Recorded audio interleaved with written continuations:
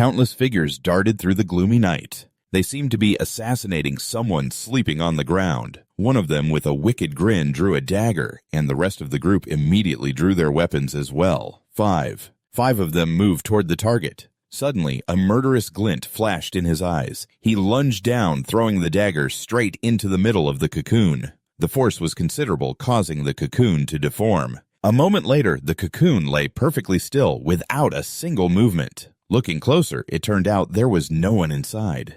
The assassin froze, startled for a second. A voice called out, "Over here!" Only then did he realize. Gritting his teeth, he spun around toward the voice. Someone was already standing right behind him. The moonlight shone on his face. It revealed a lonely yet imposing expression. It was none other than Helmet. In his hand was only a crude bow, but his voice didn't tremble in the slightest. "You brought weapons, and you even tried to ambush me. So that means I can take care of all of you, right?" Without waiting for their reply, he broke off a dry branch nearby and continued, "So this counts as self-defense, I suppose." As he finished speaking, Helmet used that very branch as an arrow, knocking it and aiming straight at the assassins. They looked at his weapon and snickered. "What a tree branch!" One of them sneered, "You've got to be kidding me, right?" He had barely finished speaking when the branch shot forward, aiming straight for the middle of his forehead. An immense force sent him tumbling, and the assassin immediately lost his balance. He fell to his own and his comrades' utter astonishment. The commander's face darkened as he watched. He looked up at Helmet in alarm, just as another comrade cried out in fear. Fwish Helmet kept his bow aimed at them. As each man charged, he counted them off. 1. As he spoke, another man was knocked down by an arrow. 2. The commander's eyes filled with panic at the sound of the death count. Thwack 2. The commander was truly terrified. He gritted his teeth, trying to calculate his next move. Meanwhile, his men were struck down one by one. Helmet continued his steady count. 3, 4, 5. But he had no intention of stopping and broke off another branch. The man panicked, signaling his surrender and screaming, "Wait, spare my life!" Helmet showed no mercy, his deadly gaze fixed on him.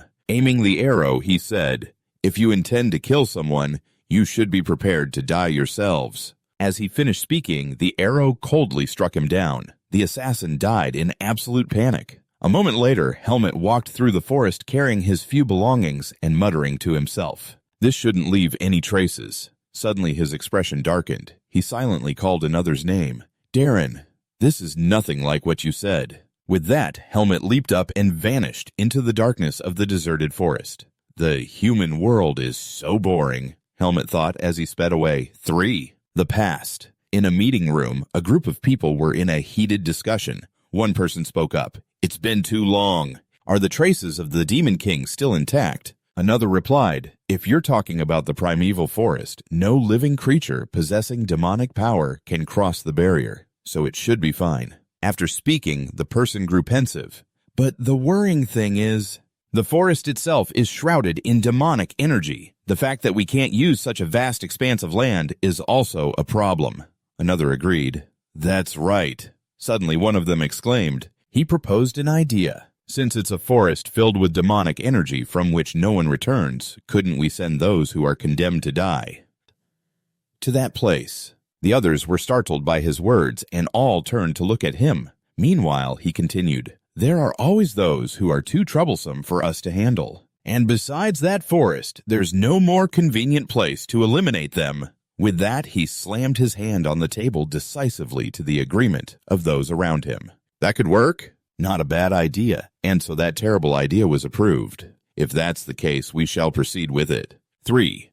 The scene suddenly shifts to a gloomy night. A piercing scream echoes from the very forest they were discussing. "No, please take me instead. Spare my poor child." The rest of the tragic screams were swallowed by the darkness. A guard coldly pushed the person's hand away, muttering, "Please let go." The seed of darkness has already sprouted within this child. With that, the soldier took the baby and signaled to begin. Amidst the mother's hoarse screams, "No!"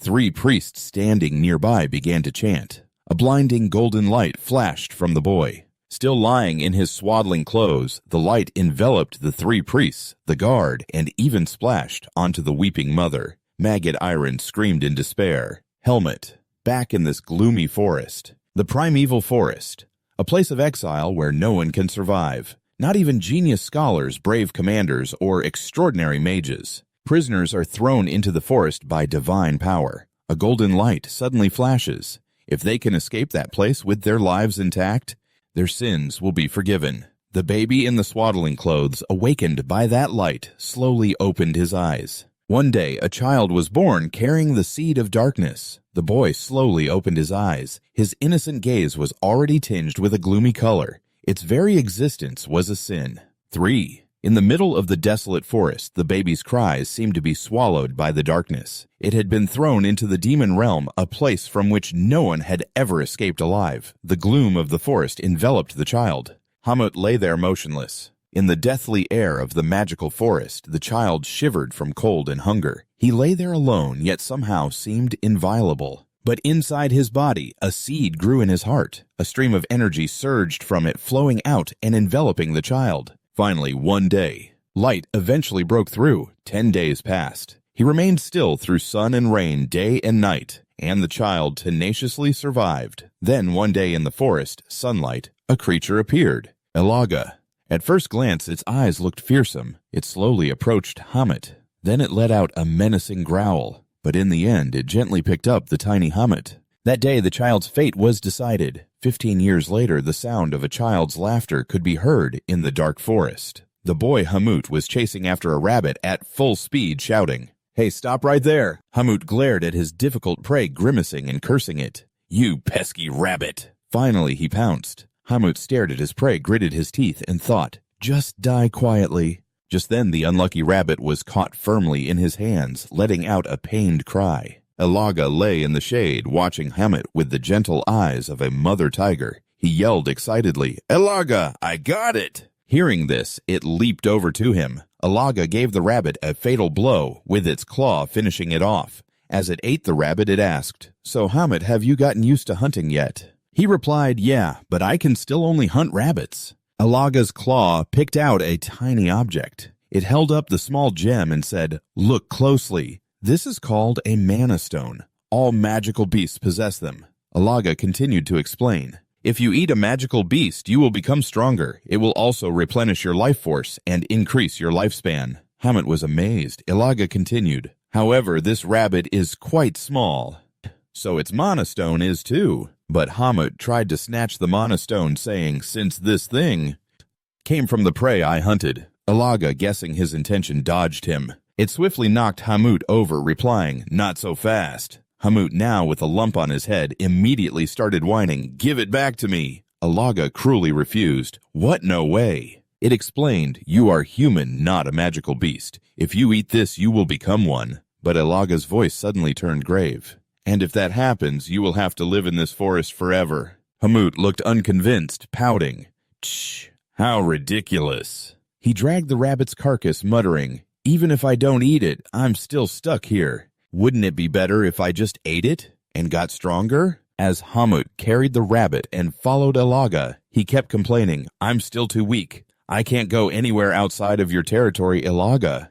Hearing this, Elaga said sternly, "But you can leave." Hamut heard this and asked doubtfully, "What?" It repeated without a hint of a joke, "I said you can leave this forest." He was skeptical. "How do you know? Didn't you say we couldn't get out?" Elaga answered, "I've never seen anyone escape, so I thought it was impossible. But someone told me it could happen." Hamut pressed, "Who told you that?" It answered nonchalantly, "A human I met before." The answer immediately jolted Hamut. He spun around and asked, "A human?" Elaga quickly crushed his hopes. "What are you thinking of going to find them? Don't even dream of it. He must have died somewhere in this forest by now." Hamut's face fell. "Maybe he's still alive. Did you see him die with your own eyes?" Elaga was stumped by his words and was momentarily speechless. It thought for a moment, then denied it. "That guy was old. He used to be very strong," it continued. "But as a human, no matter how strong you are, you eventually grow weak, because they can't withstand the magical energy in this forest. The only reason you can't feel it is because you have the seed of darkness. The last time I saw him was a very long time ago. He must be around 90 years old by now." Hamut was suspicious. "Didn't you say humans can live to be over 100? Where did you meet him?" Ilaga played the victim. I fed you, I raised you, and now you're determined to leave. How despicable. As it spoke, it grabbed a dry branch about to hit him. Hamut quickly dodged it and retorted, Didn't you tell me to fend for myself? It grimaced and continued to sow doubt. He probably isn't even there anyway. Hamut was determined. If he's not there, I'll just come back. Those words angered Ilaga. It roared in frustration. Fine, whatever, go on then. Do whatever you want. Hamut, not backing down, pressed for information. So where is this place? It couldn't help but blurt out, to the east of here. Having gotten what he needed, Hamut immediately spun east. In a flash, he was out of Ilaga's sight. Only then did it realize it had fallen into his trap, stunned. What? It hurriedly shouted after him, If you die out there, I won't care. Hamut didn't care. As he ran, he was overjoyed. To think there's another person in this forest. He dashed on, filled with excitement. And a very strong one at that. Someone without a seed of darkness. Hamut sped away. Another person. Just like me. In his haste, Hamut was panting heavily. But before him was a suspicious wooden fence. Helmet raised an eyebrow, looking doubtfully at the barrier.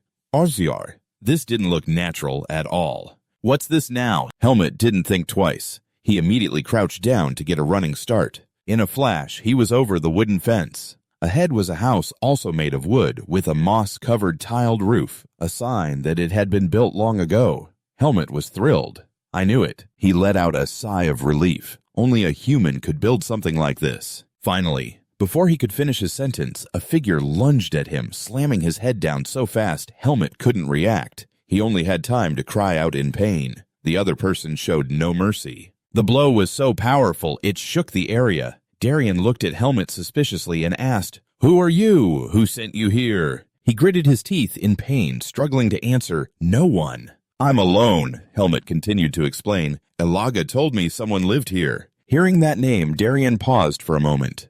Ilaga. Then he frowned. I see. He loosened his grip, and Helmet immediately gasped for air. Darien turned away and continued his interrogation. Why did you come looking for me? As Helmet looked on expectantly, he spoke coldly. If you just wanted to meet a human, you've come to the wrong person. But hearing that Helmet protested, that's not it. Facing the large Darien, he was a little scared. I want.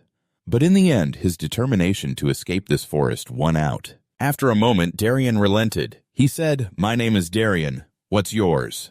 Still a bit wary, he replied, Helmet. He continued, So you want to get out of here, is that right? He answered, Ilaga told me that you know the way out. Darien was curious. Why do you want to leave this place? The world outside isn't as peaceful or beautiful as you think. But Helmet couldn't help but ask, What's it like? Darien said, Humans out there don't have sharp claws or fangs. They also have weak bodies. But he continued, They are far more cruel and cunning. He looked at Helmet and asked doubtfully, Were you born in this forest? Helmet calmly replied, No. I was sent here after I was born. Darien understood immediately. It must be because you have the seed of darkness. Hearing this, Helmet touched his chest, signaling that he was right. He explained, Those who have that seed are usually disposed of at birth, but since you were spared, you must come from a high-born family. You're at least a noble. Helmet retorted, What's a noble? Darien said, It doesn't really matter. Things like family status probably don't mean anything anymore since you were sent here. And I have a debt to repay to that panther. With that, he turned back, his voice becoming serious. Listen carefully, kid. He didn't wait for Helmet to react and continued, The reason you were abandoned in this forest is because of the seed of darkness inside you. He imagined a scene of Helmet covered in wounds. If it's still there, then even if you get out of here, you will always be hunted down and will eventually die fighting someone else. After saying this, he asked Helmet again, Do you still want to leave this forest? He nodded, his eyes filled with determination. Darien's face grew stern. I see. Very well. With that, he lifted him up much to his surprise. Suddenly, being picked up, Helmet struggled. Wait! What are you?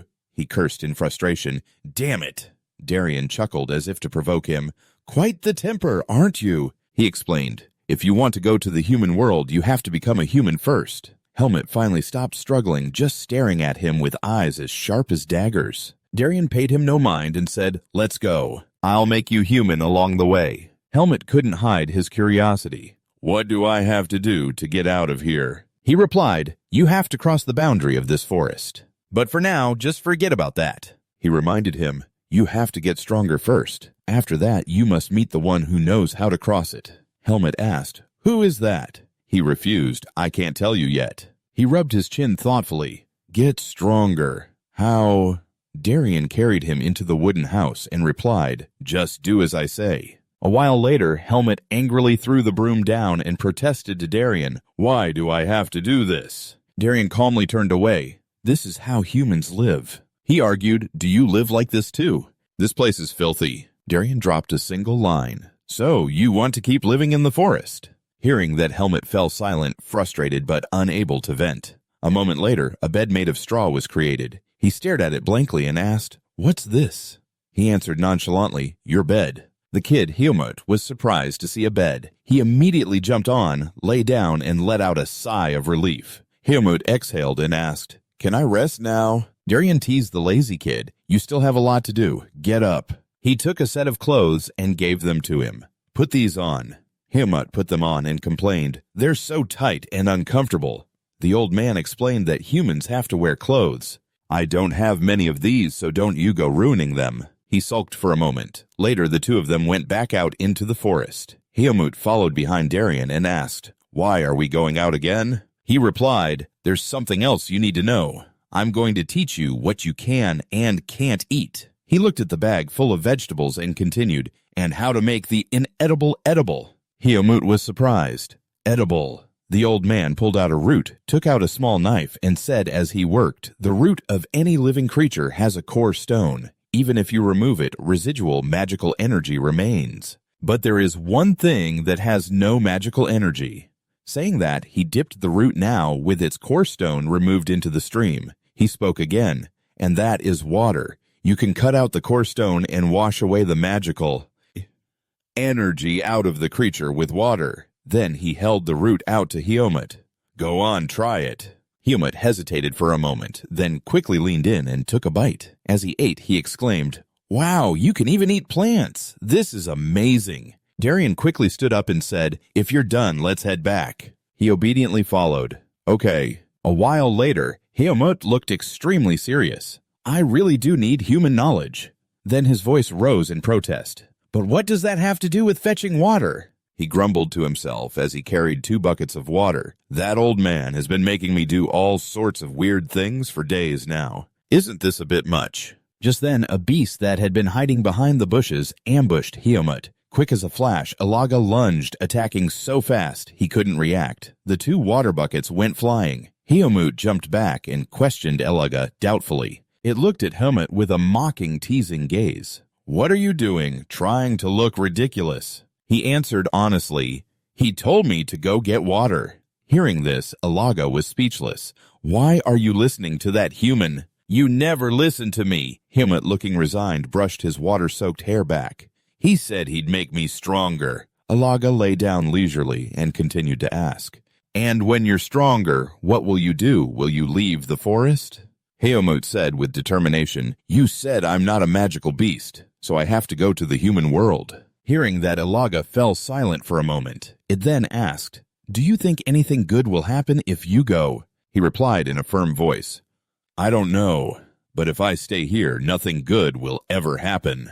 With that, he turned to leave, saying, "Anyway, I'm going. See you later." Alaga stared blankly at Helmut's retreating figure. After a moment of thought, it also turned and left. It turned away, its face tinged with sadness. Alaga left alone, murmuring to itself, "I'm sure the kid will be fine." Elsewhere, the bucket of water he had brought back was roughly dumped out. Helmut was struggling to hold his stance, drenched in sweat. Darien stood behind him, reminding him, "Straighten your back." Helmut, at his limit, said with difficulty, "Darien, I'm so tired." The old man immediately retorted, "Don't you want to leave this forest?" Hearing that, Helmut gritted his teeth, cursing through his tears as he held the horse stance. Darien watched him and thought to himself, "The kid's got some pretty good endurance." Watching him grit his teeth and hold the stance, the old man's thoughts wandered. Perhaps someone who can survive in this forest has to be different, he decided. The boy was born with more than just the seed of darkness. He's worth teaching. Dusk began to fall, casting a faint light over the forest. Heomot's face was pale and lifeless. Seeing this, Darien told him, "Heomot, stop and come sit over here." With those words, Heomot was released. He broke his stance and let out a huge breath. Darien quickly helped him up. Heomot whined, "I'm so hungry." The old man's voice was slightly indulgent as he replied, All right, all right." A while later, a large pot of soup was bubbling over a wood fire. As Heomot stared at it with a ravenous gaze, Darien reminded him, "Use a spoon." Heomot wearily did as he was told. He took one spoonful and froze. Immediately after his eyes lit up, he began shoveling it in without stopping, exclaiming, "This is so good, so good." Darien watched fondly as the boy's taste buds exploded with flavor. Heomot asked non-stop, "You said this was what soup? It's really delicious." But while he was still eating greedily, Darien suddenly stood up. Heomot asked curiously, "Darien, aren't you going to eat?" The old man didn't answer. He tied his hair back and instructed, "Eat and listen to what I have to say." Darien opened a nearby wooden chest and continued, "Heomot, you came to me so you could leave this forest. And right now, you're trying to become stronger." Heomot continued to eat while Darien went on. "But you are not a magical beast of the forest. You are just a weak human with no fangs or claws. No matter how hard you train, human strength has its limits." Saying that, he took out an object. "That is why—" He swung a sword. "I want to teach you swordsmanship starting tomorrow." His eyes held a contemplative look as he continued, "But before that, I will show you what a sword is." With that, Darien performed a few moves with the sword, then approached a large boulder. As Heomot watched intently, the old man instructed, "Watch closely. Model." Darien slashed forward, his eyes filled with killing intent. Then he gathered his strength and struck again with immense force. The sword slammed into the ground, the impact so powerful it tore up the earth. Heomot watched and then asked, "I just saw sparks fly from that piece of wood." Darien didn't answer and continued his demonstration. He swung his sword again, attacking the boulder head-on. Sparks from the sword split the large boulder in two. A moment later, cracks spread from the cut, and before Heomot's astonished eyes, the unfortunate boulder exploded into tiny fragments. Heomot was both shocked and incredibly excited. The massive boulder was now shattered into small pieces scattered on the ground. Only then did Darien speak. "This is how humans survive." Heomot's mouth hung open. "That thing." Darien caressed the blade and continued, "Vis. Just as magic beasts have their own magic, imagine that humans also have a limitless source of power to use." Hearing this, Heomot looked doubtfully at his own two hands. Darien kept explaining, "Although the seed of darkness inside you has different properties from everyone else's, it possesses the exact same source of power." Heomot understood, thinking to himself, "Vis. So this is the power I felt when I met Ilaga and Darien." Out loud, he exclaimed, "That's amazing! I want to learn how to use that too." Suddenly, with a flick, Darien flicked him on the forehead, making Heomot jump. He lost his balance. Darien said calmly, "Don't be so impatient. Your body isn't ready to receive Viz yet," he reminded him. "Right now, the important thing for you is to understand the way of the sword." Darien fell silent for a second, looking at the shattered boulder. "It will be very difficult, very stressful, and at times a real headache." Then he gripped the hilt of his sword resolutely. "But you must see it through to the end, and you must not fail." He held the sword out in front of Heomot. "As long as you give your entire heart to it, the sword will give you a worthy reward in return." Heomot carefully took the sword from his hands. He gripped it excitedly and replied, "Yes, sir." The next morning in the garden, Heomot's mournful cries rang out along with Darien's reminders. "Focus!" Heomot complained indignantly. "How many days has it been? My stance is perfect." He replied flatly, "Oh my, so you've already learned how to talk back to me. I'm sure I've told you to use honorifics with me before." He had no choice but to correct himself. "I did it correctly, sir." Darien said coldly, "No, not correct at all." This made him let out a dejected, "Yes, sir." Heomot asked helplessly, "Then what's the problem?" He sighed. Darien pointed to his own head, reminding him, "You brat, just having the right stance isn't enough. Think carefully." Heomot hesitated, and then Darien sighed in exasperation. "Do I have to spell everything out for you to understand?" He blew up. "Of course you do. Why didn't you just say everything from the start?" He continued, "If you keep being so vague, how am I supposed to understand?" Darien watched him thoughtfully. The more I observe him, the more I realize how strange he is. He has no self-awareness when it comes to learning, yet he still improves faster than I did. His thoughts wandered. The seed of darkness has a great influence on humans, making them more violent. And he even grew up with magic beasts. And, yet contrary to my first impression of him, he's very rational. Although he's not obedient, he's very persistent and doesn't give up easily. Watching his focused expression, Darien was certain there was something truly different about him. Then he stepped forward and said to him, "All right then, let me teach you." Swoosh! He unleashed a quick sword strike. Helmet couldn't react in time, and his sword hand was hit directly. Darien teased, "You've gotten weaker, kid." Helmet, crying from the pain, yelled, "Why did you hit me 2 times?" Darien looked at the boy, clutching the wound on his shoulder, and said, "Well, did you see the difference?" Helmet was silent for a second, then answered curtly, "No." He immediately responded with a psychological blow. "It seems you don't want to eat dinner." At the mention of food, Helmet's face darkened, and he asked, "What?" He hurriedly stopped him. "No, that's not it. Wait, I think I'm starting to get it." He tried to think of something to say. One hurt more, one hurt less.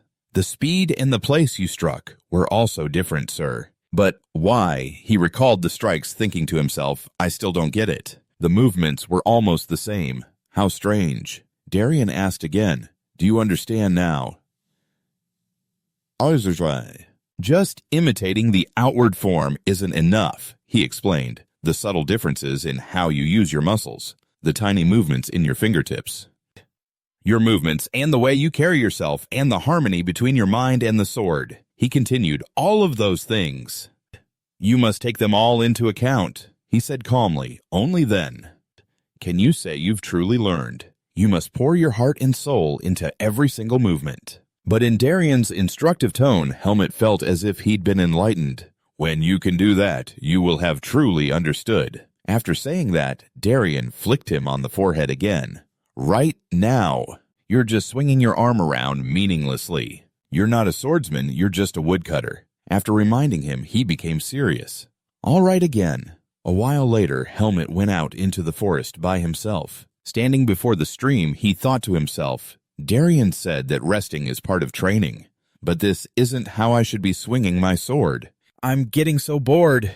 Suddenly, a noise from behind caught his attention. He turned around and gasped, "Elaga, it's been so long." It looked at him and let out a sigh of admiration. Looking at Helmet's new appearance, it asked, "Has it really only been such a short time? But you've gotten bigger, haven't you?" Helmet was doubtful. "Really?" Elaga moved closer and said, "Well, to be honest, it's like you've gone from the size of a corn kernel to a chestnut." He replied, "I'll definitely get even bigger, don't you worry." Helmet suddenly remembered something. "Hey, now that I think about it, Darien mentioned he's indebted to you, right?" Elaga answered, "Darien. So that's the human's name. He said he wanted to stay here, so I gave him special permission to do so." "Huh." Helmet was surprised. "But Elaga, you don't like living with anyone, do you?" Hearing that, Elaga teased him. "Oh, looks like living with a human has made you dumber." Its voice suddenly turned fierce. "I am the master of the heart of this primeval forest. I am Elaga. I will strike down any who dare disturb me." Then its voice suddenly softened. "Well, actually, maybe not all of them. To be honest, I'm trying to be cautious, just in case that disgusting snake tries to ambush me." Helmet was at a loss for words, then asked, "A disgusting snake?" He thought for a moment. "Oh, you mean the one in the southern part of the forest, the one named Naho." Elaga confirmed, "That's right, that 2-headed snake. He's targeting that human. If the 2 of us were to fight to exhaustion, we might miss out on better opportunities." Helmet asked, surprised, "So, if you had to fight Darien, are you confident you'd win?" Hearing this, Elaga fell silent for a moment. "Who knows?" it replied. It explained, "Magic beasts like me instinctively let our magical energy show, so it's easy to tell. But humans don't naturally reveal their power. What I mean is they can conceal their true abilities." Hearing this, something seemed to click for Helmet. He turned and asked, "So you're saying you can't win?" Elaga immediately refuted it. "I'm just saying I can't be sure, that's all. Naho doesn't like that human either, but that's also why he can't make a move against him just yet." Helmet asked, Wait a minute. Why does Naho hate him? Alaga replied, because that human destroyed the disgusting place Naho built. Helmet repeated, puzzled. A disgusting place? Alaga asked. Oh, are you curious? He immediately replied, of course I am. I'm dying of curiosity. So what is it? Alaga relented. Fine. It stretched and said, I'll take you there to see for yourself. Alaga carried him on its back to investigate. Clinging to Alaga and looking down at the scene below, Helmet's face went pale. This is... Alaga replied, yes, the disgusting place I mentioned. The scene below was horrifying. People were being abused, beaten, and even dragged away as they pleaded for mercy. Alaga explained succinctly, a human farm. Alaga landed on a high hill nearby. Letting Helmet get a better look, he saw humans below being used like tools for labor. Helmet repeated in disbelief, a human farm. Suddenly one of the workers below collapsed while carrying a large wooden beam. As he groaned in pain trying to get up, another man who looked like a manager stepped forward, whip in hand, and yelled, you idiot, work properly! With that, he whipped the man relentlessly. He cursed as he whipped him. Stop acting like it hurts so much. Get up now. Helmet frowned.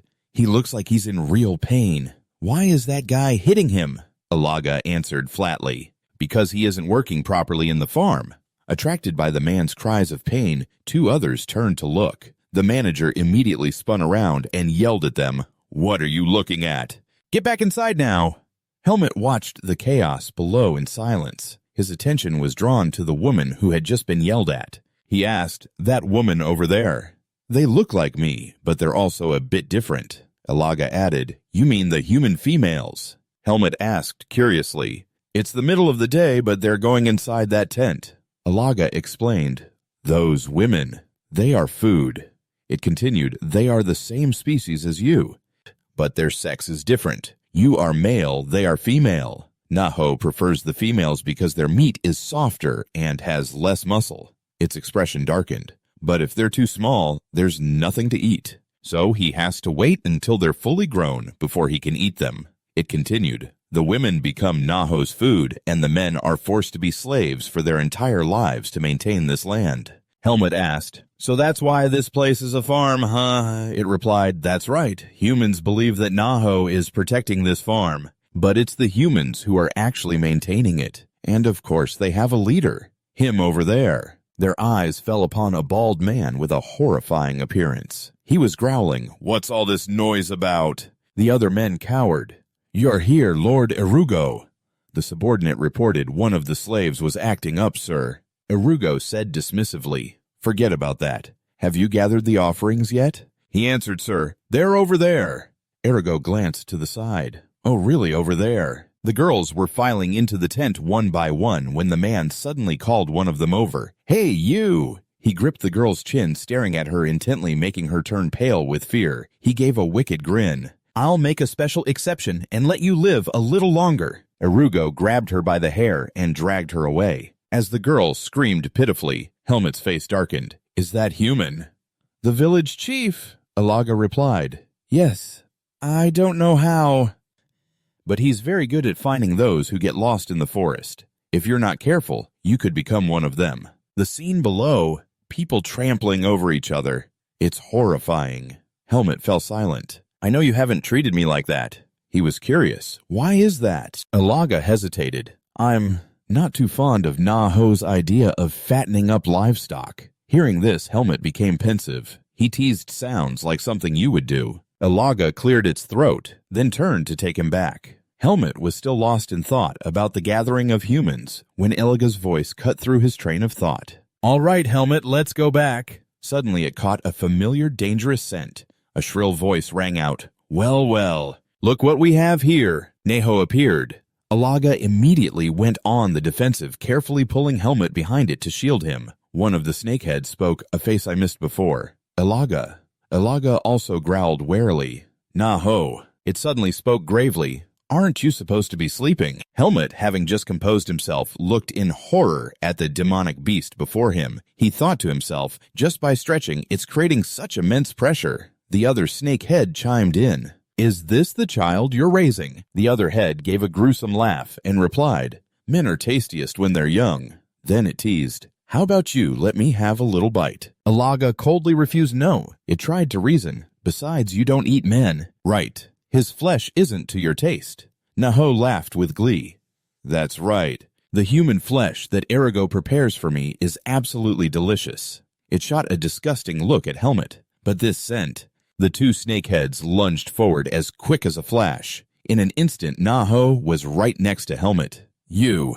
What is your relationship with Darien? Helmet was so scared he broke out in a cold sweat. Just then, Alaga jumped in to shield him. It roared, "You bastard! How dare you stick that filthy face of yours so close?" Naho chuckled. Now, don't be so hot-headed. You know I'm a peace-loving creature." The two heads bantered back and forth. I just wanted to check why I smell that Darien scent emanating from his clothes. A memory flashed, and Naho's voice turned sharp and cold. It's only been a few years.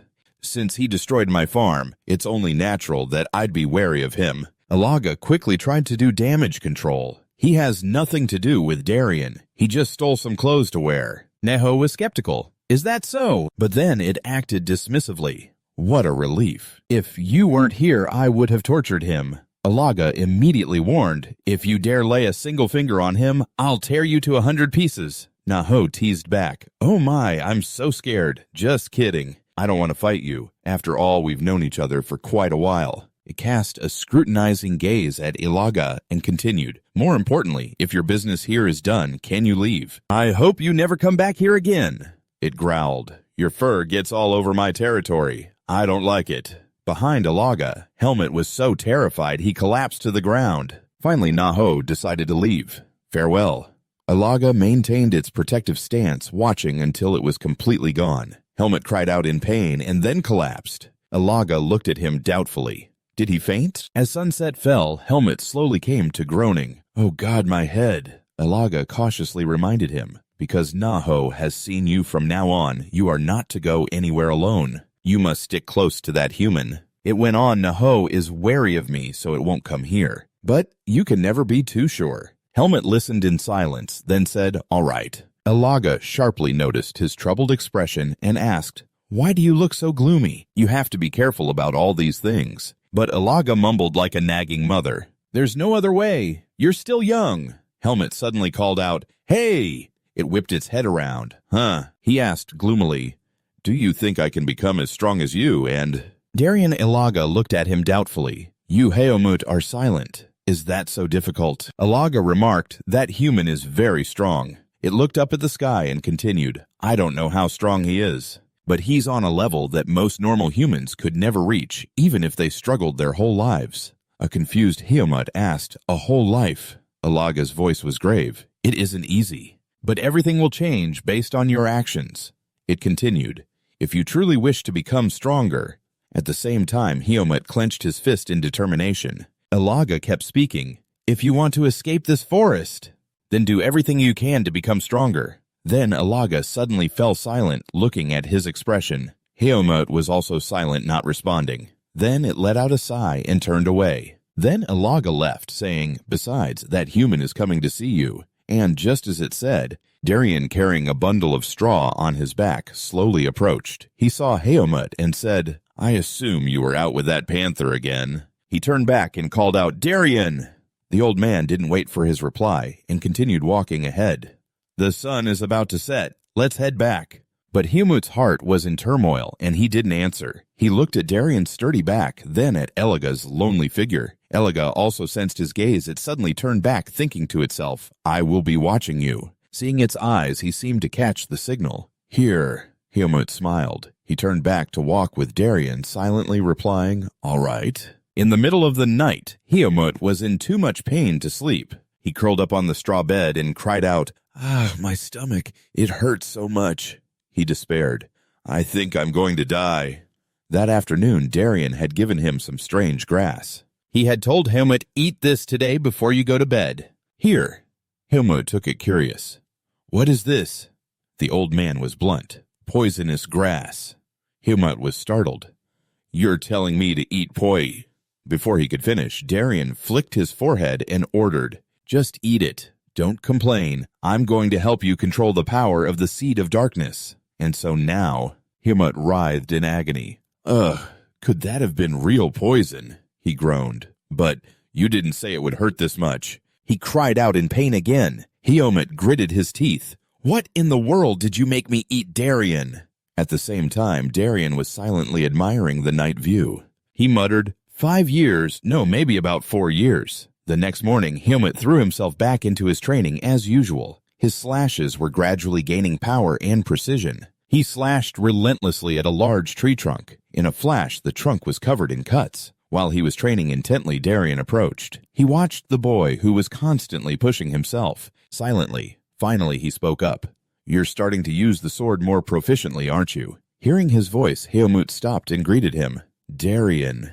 He happily boasted, lately my body has been feeling very light, and my vision has improved drastically. Helmut wondered, could it be because of the poisonous grass? Darien thought for a moment, then replied, it's likely the effect of the cursed earth. You don't feel any more pain, do you? Helmut sheathed his sword and replied, no. It feels more like being clear-headed and refreshed in the early morning. Hearing that, Darien nodded. I see. It's been several months since you started absorbing the cursed earth. I suppose it's time. Then he asked Helmut, do you still remember what I told you about Vis? He didn't wait for an answer and continued, you cannot see the power, but that is also the reason you can make it soar without limits. He emphasized. However, if your body and techniques haven't reached a basic level, then training in Vis is meaningless. The reason I haven't taught you Vis is because until now, you still hadn't reached that level. Then Darien made his decision. But your body now seems ready to receive Vis. He looked at Helmut's surprised expression and said, well then, let's begin. A glint flashed in his eyes. I will teach you to train in Vis. A gust of wind rose, blowing his hair back. Darien got into a stance. He gripped his sword tightly. A stream of aura emitted from his hand. He closed his eyes, sensing the atmosphere. And then, immediately after, a blinding golden power radiated from him, dyeing the sword in his hand. Helmut, who was watching, was also affected and took a step back. Darien explained, harmonize with the energy in the air, guide it into your body, and control it freely. Then he forcefully lifted the sword. He held the sword out in front of Helmut. He said, and through your sword give it form. Darien continued, that is how you can control Vis, and it's what you must do from now on. He prompted, raise your sword. Helmut immediately followed his command. The old man instructed, breathe deeply. While you are facing me, you will absorb the natural energy into your body. He launched an attack as he spoke. Simplify your thoughts and move calmly. Another strike came with Darien's next words. If you lose this flow. Helmut gritted his teeth as he directly parried the attack. But Darien's voice rang out. And forget Vis, your body will shatter. Before he finished speaking, his attack knocked Helmut back, sending him flying into a nearby tree. He cried out in pain, but Darien didn't stop and prepared to attack again. He charged straight at Helmut just as he got to his feet. He thrust the sword toward him again. In a split second, Helmut managed to dodge the blow. The sword plunged straight into the tree trunk. He immediately jumped away. Frowning, a slightly panicked, Helmut shouted, wait, are you really trying to kill me? Darien came closer and asked, why do you lose your composure so quickly? I didn't teach you like this. Helmut calmed himself. Breathe in, breathe out. Then he slowly exhaled and lowered his sword. A moment later, Helmut was in an attack stance. With a sharp breath, he began his counterattack. Darien effortlessly parried his continuous attacks. While defending, he advised him, utilize all of your senses. Absorb more energy, and you'll be able to feel all of its power. As he finished, a weary Helmut cried out. As he stumbled backward, Darien encouraged him. No one can do it perfectly on the first try, he said. From now on, we will continue to train like this. It doesn't matter how long it takes. Then Darien attacked again. This time, Helmut stood firm and blocked it. But Darien just smirked. Just show me. Helmut also grew excited. He could feel the atmosphere around him as he lunged forward again, the master's voice still echoing. It's all about your will. The two of them clashed, stirring the very space around them. Darien's instructions were constant. Don't stop moving. Keep going.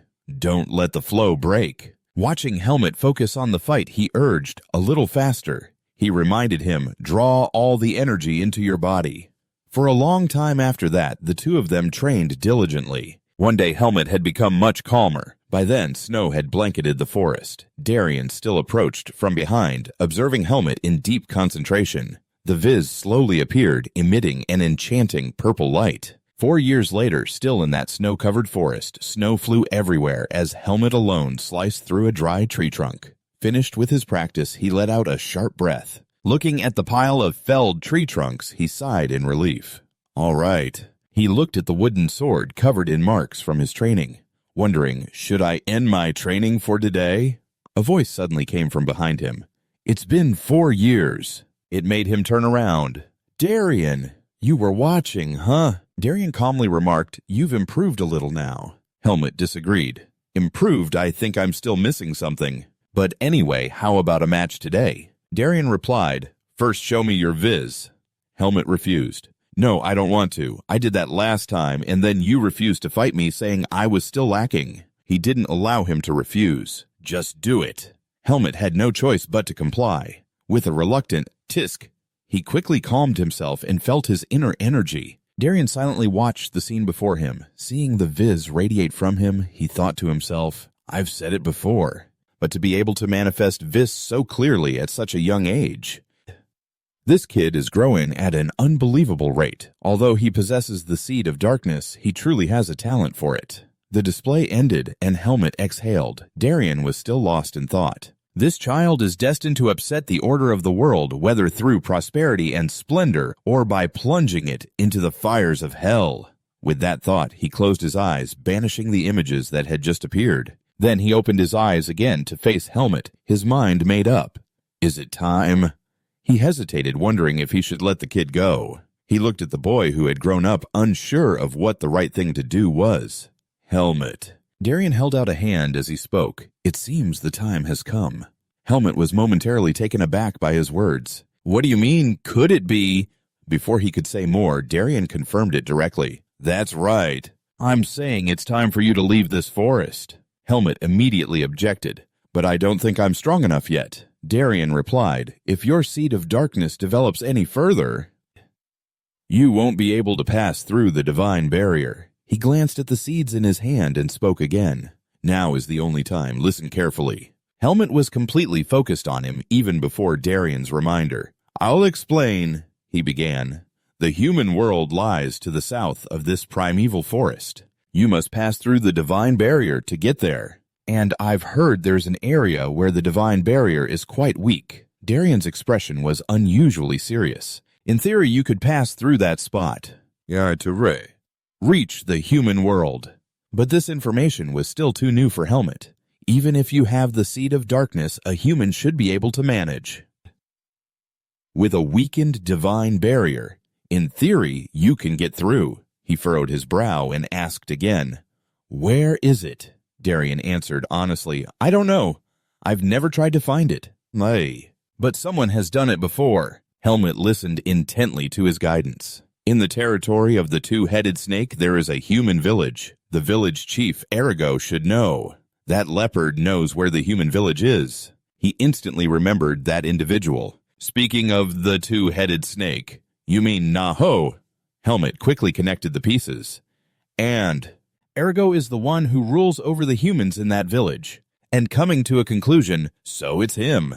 Darien glanced at him as he spoke again.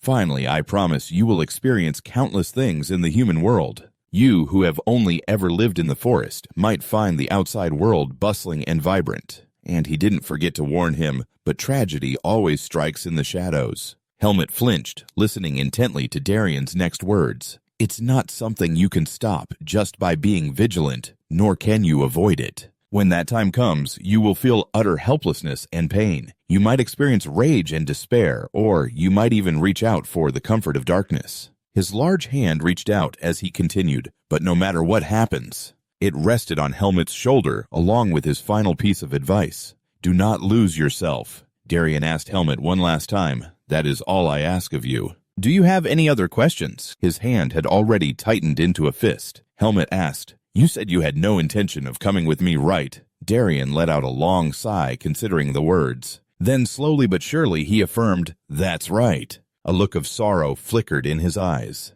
And with that, Darien began to distance himself ready for their farewell. If you have nothing more to say, I'm going to sleep. I have something to give you, so come back in the morning." He turned his back to him as he finished. "I want to be alone after such a long time." But Helmet didn't say a word. He remained silent, and soon he was left alone in the forest. Night fell, casting a somber shadow over Helmet. His eyes were downcast, his lips pressed into a tight line. Just then, Alaga's form appeared beside him. It asked gently, "You don't seem very excited. Aren't you finally able to leave tomorrow?" Helmet turned his head at the voice. "Ah, Alaga." He didn't hide it, but admitted it without much joy. "Yes." And then Helmet began to open up. "I can finally leave this place. But I feel—" His words came out in fragmented pieces. "It's so complicated. I don't know why. Why do I feel this way?" Alaga frowned and said nothing, turning its head to the side as if uninterested in seeing Helmet's helplessness. But eventually it concluded, "That's proof that you are slowly becoming human." Helmet took hold of the doorknob. Alaga waited outside for him, gently urging, "Go on." Helmet gave a slight nod and summoned the courage to open the door. But his eyes widened in shock when he saw Darien already sitting there, waiting for him with a few items on the ground. He didn't look up at him, nor did he say a word. Helmet's face darkened. He called out softly, "Darien!" But there was no reply. Darien remained in the same position. Helmet called out again, "Darien!" and finally forced himself to admit the truth. "I had a bad feeling, but I guess it's really time for me to leave now." Helmet bent down and picked up the weapon Darien had left for him. He looked lingeringly at the old man. His expression didn't hide his sorrow as he made a silent promise. "I will remember you." Darien was gone. He had passed away just sitting there. Helmet frowned, looking at him, then slowly closed his eyes. When they opened again, his expression had completely changed. Darien's image was now deeply etched into his memory. Helmet stepped outside with a somber air. Alaga, not seeming surprised, spoke up. "I suppose his lifespan has come to an end." He was silent for a moment before asking, "You knew?" It had no intention of hiding it. "He told me earlier." Then it gently comforted him. "Don't make that face. Every meeting is destined to end in a parting." Alaga tilted its head and continued, "He lived and passed on as life intended, so you don't need to feel guilty." With that said, it flicked its tail and tossed something towards Helmet. "Looks like I can finally give this to you." Helmet immediately caught it, his gaze instantly shifting to the object. "What's this?" Alaga explained. "When you were left here, you were wearing this." Its face turned serious as it urged, "Take a look. You might need it when you get out of here." Helmet opened it and saw a necklace with a brilliant gold pendant. Alaga explained, "It's made of pure gold, a rare metal." "You're the child of some noble." Helmet slowly opened the item. The words engraved inside read, "May the light guide your path. Mark Refren." Alaga guessed, "Is that the name of the head of the family?" Helmet continued, "Family? That must be my mother's name." And it nodded. "I see. Once you get out of here, you should go find her. No matter what happened, she might be able to help you." Next came a few reminders. "You're heading to the human farm, right? That bastard Naho is hibernating, so he won't come out unless there's a huge commotion. But even so, if I enter his territory, he'll detect me." Helmet frowned and promised, "Don't worry. I can handle it myself." It looked at him with complete trust. "All right, hurry up. This is your only chance." And it watched as Helmet set off. After walking a short distance, he stopped and turned to it, saying, "Alaga, take care." But Alaga couldn't hide the smile on its face and replied, "You too, Helmet." Its eyes once again fixed on Helmet's departing figure. The words in its heart unconsciously slipped out, "You take care too." Meanwhile, in another quiet place, a figure was on the move. This person wearing a hood entered a house and finally pulled the hood down, revealing his sweaty face. One of his fingers pointed towards a lit candle. Erugo's eyes were lifeless, and suddenly Helmet's blade was at his throat. With a warning, "Don't move." Speaking of one of the main types of magic, black magic is a demonic energy source that can even cause a sorcerer. The weak one who became strong continued his tale. Among the countless mages, there are those who have crossed the boundaries fate had set for them with the sole desire to possess.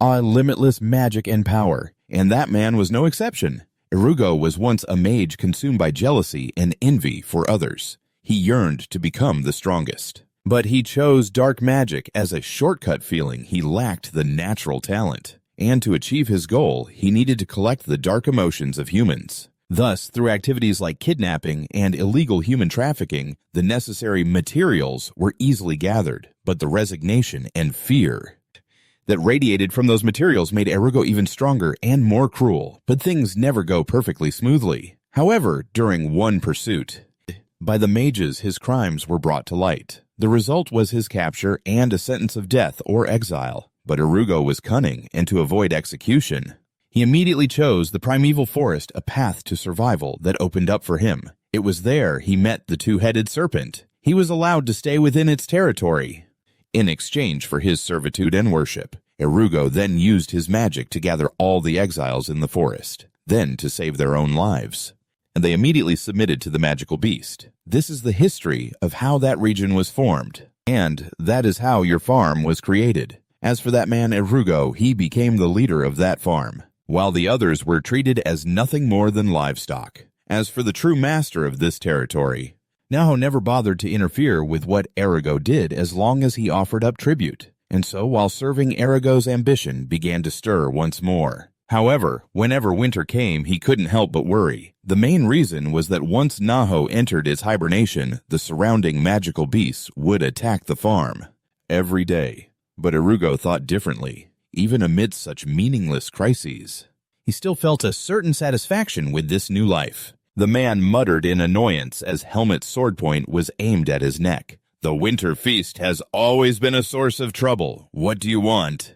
He answered curtly, his eyes flashing with a cold glint. "The way out of the primeval forest. I heard you know the method. Spit it out." Erugo remarked, "You're too filthy for a little brat." The next words were uttered with a smirk. "I heard that Darien took you on as a disciple, is that right?" Helmet, unfazed, continued to apply pressure. "Tell me the way out of the forest." The man shot back defiantly. "Why should I do that?" The blade now drew blood from his neck. Helmet warned, "Because if you don't, you'll die." Erugo was not frightened by this. He even threatened back, "If I die, Lord Naho will awaken from its hibernation and come here." Two consequences, Erugo kindly added.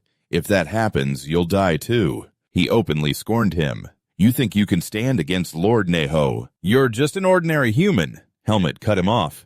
"That's not a problem." He continued to press. "Can Naho bring back the dead?" "You will definitely be done for, so I have nothing to worry about." And he didn't forget to whisper a warning in the man's ear. "Don't try any tricks." Erugo remained unshaken. "I am the only one who knows how to get out of this forest. If you kill me now, you'll never get out." How ridiculous. But Helmet was just as stubborn.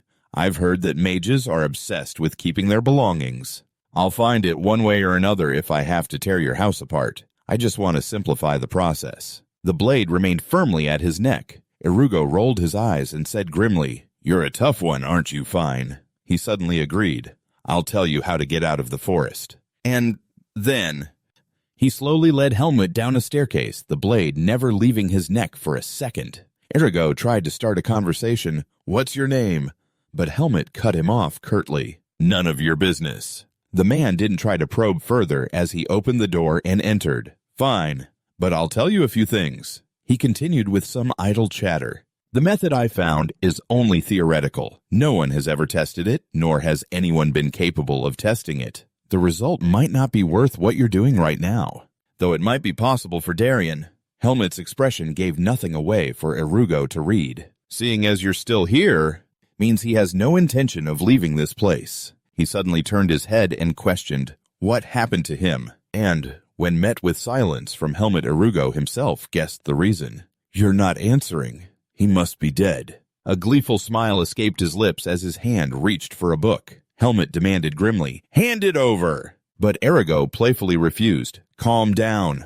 A sudden offer was made. "What do you think about becoming my successor and living here?" He answered grimly, "Meaningless." Erugo put all his effort into his next speech, intending to persuade Helmet. "You are perfectly worthy because you are Darien's disciple. All the people here are too weak. I will give you everything I have in this place." His hand tightened on his sword, and he once again rested it on Erugo's shoulder. "I don't need anything you have. I will survive and escape this god-forsaken place." The man's eyes glanced at the sharp weapon beside him. Helmet continued, "Shut up and hand it over."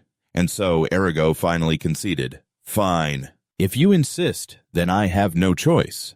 This is a book I found in a sorcerer's hideout before I settled here. That sorcerer's ideas were related to invisibility magic. He chattered on as Hamet flipped through the pages.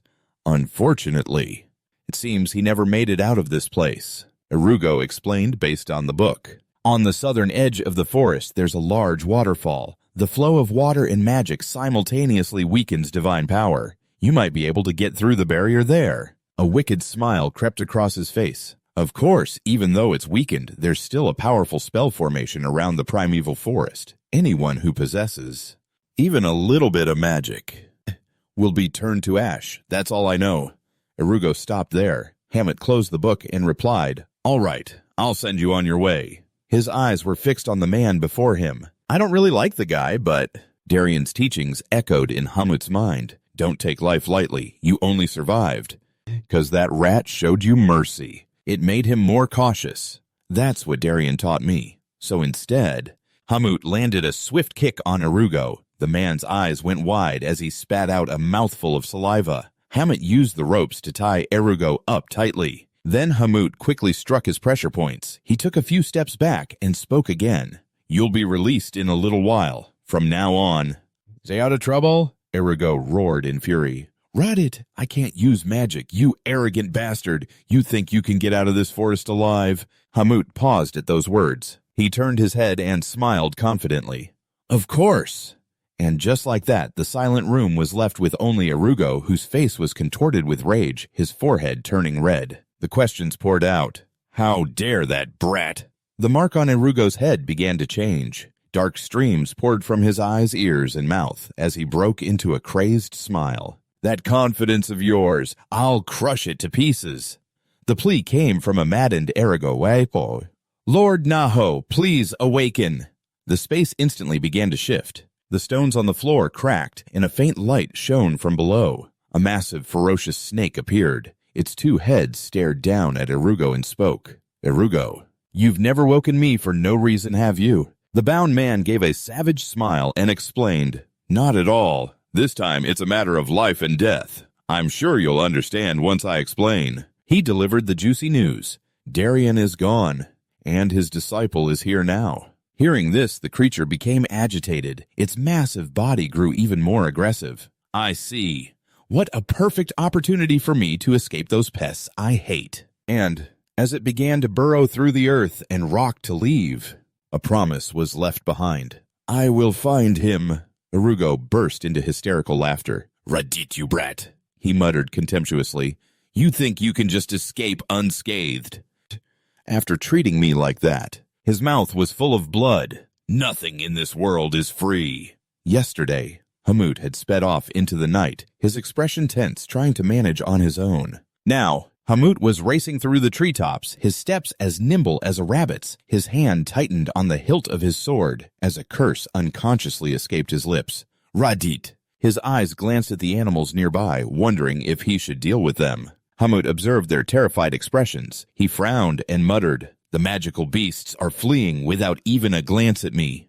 They're scared. That means..." No sooner had the words left his mouth than a chill ran down his spine. Hamut broke out in a sweat and let out a long breath, then picked up his pace, muttering, "I have to run like hell." Moments later, Hamut landed on the ground. His eyes narrowed, his face showing his exhaustion as he spoke. "I'm still not out of this territory. Is this as far as I've gotten?" He turned his head to look back and saw swirling red streams of magic in the air. The magic had enveloped the entire territory, and soon Hamet could feel it, the magical energy lingering in the air. His grip on his sword tightened, ready to fight at any moment. The stream of magic slowly approached. It located Hamet's position and rushed towards him, but Hamet stood his ground, unwavering, even as the figure of the two-headed monster named Naho appeared before him. It looked down at him and spoke. "Hello, kid. I knew you'd return to my territory." And seeing that Hamet was not afraid, it continued to ramble on. "A guest I've been waiting for. I can't just let you leave so easily." "Well then," Hamut finally replied, "I guess I can only leave after I've dealt with you." His challenging words were successful. It made the creature laugh as it charged. "Yes, you're braver than last time. What can you do, you weak human, with that tiny body of yours? What started as a friendly reminder, "Don't resist, it's useless," quickly turned into harsh, cruel words. As it charged towards him, it struck.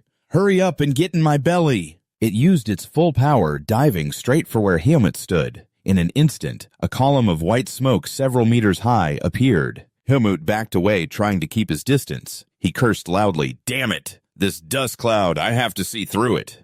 Just then, Neho's voice echoed from behind him. "You move well, little boy." It appeared, its body already coiled into a circle, trapping Helmut inside. Naho issued another challenge. "Go on, try to fight back." Helmut looked up at it. Its 4 monstrous eyes seemed to bore into his very soul. Helmut forced himself to close his eyes, taking deep breaths to calm himself. "Calm down. The enemy is strong, but an opportunity will come." And when he opened his eyes again, his expression had completely changed. His resolve strengthened. "I will not submit to you." Helmut shouted the creature's name as it spat out a ball of power. Naho.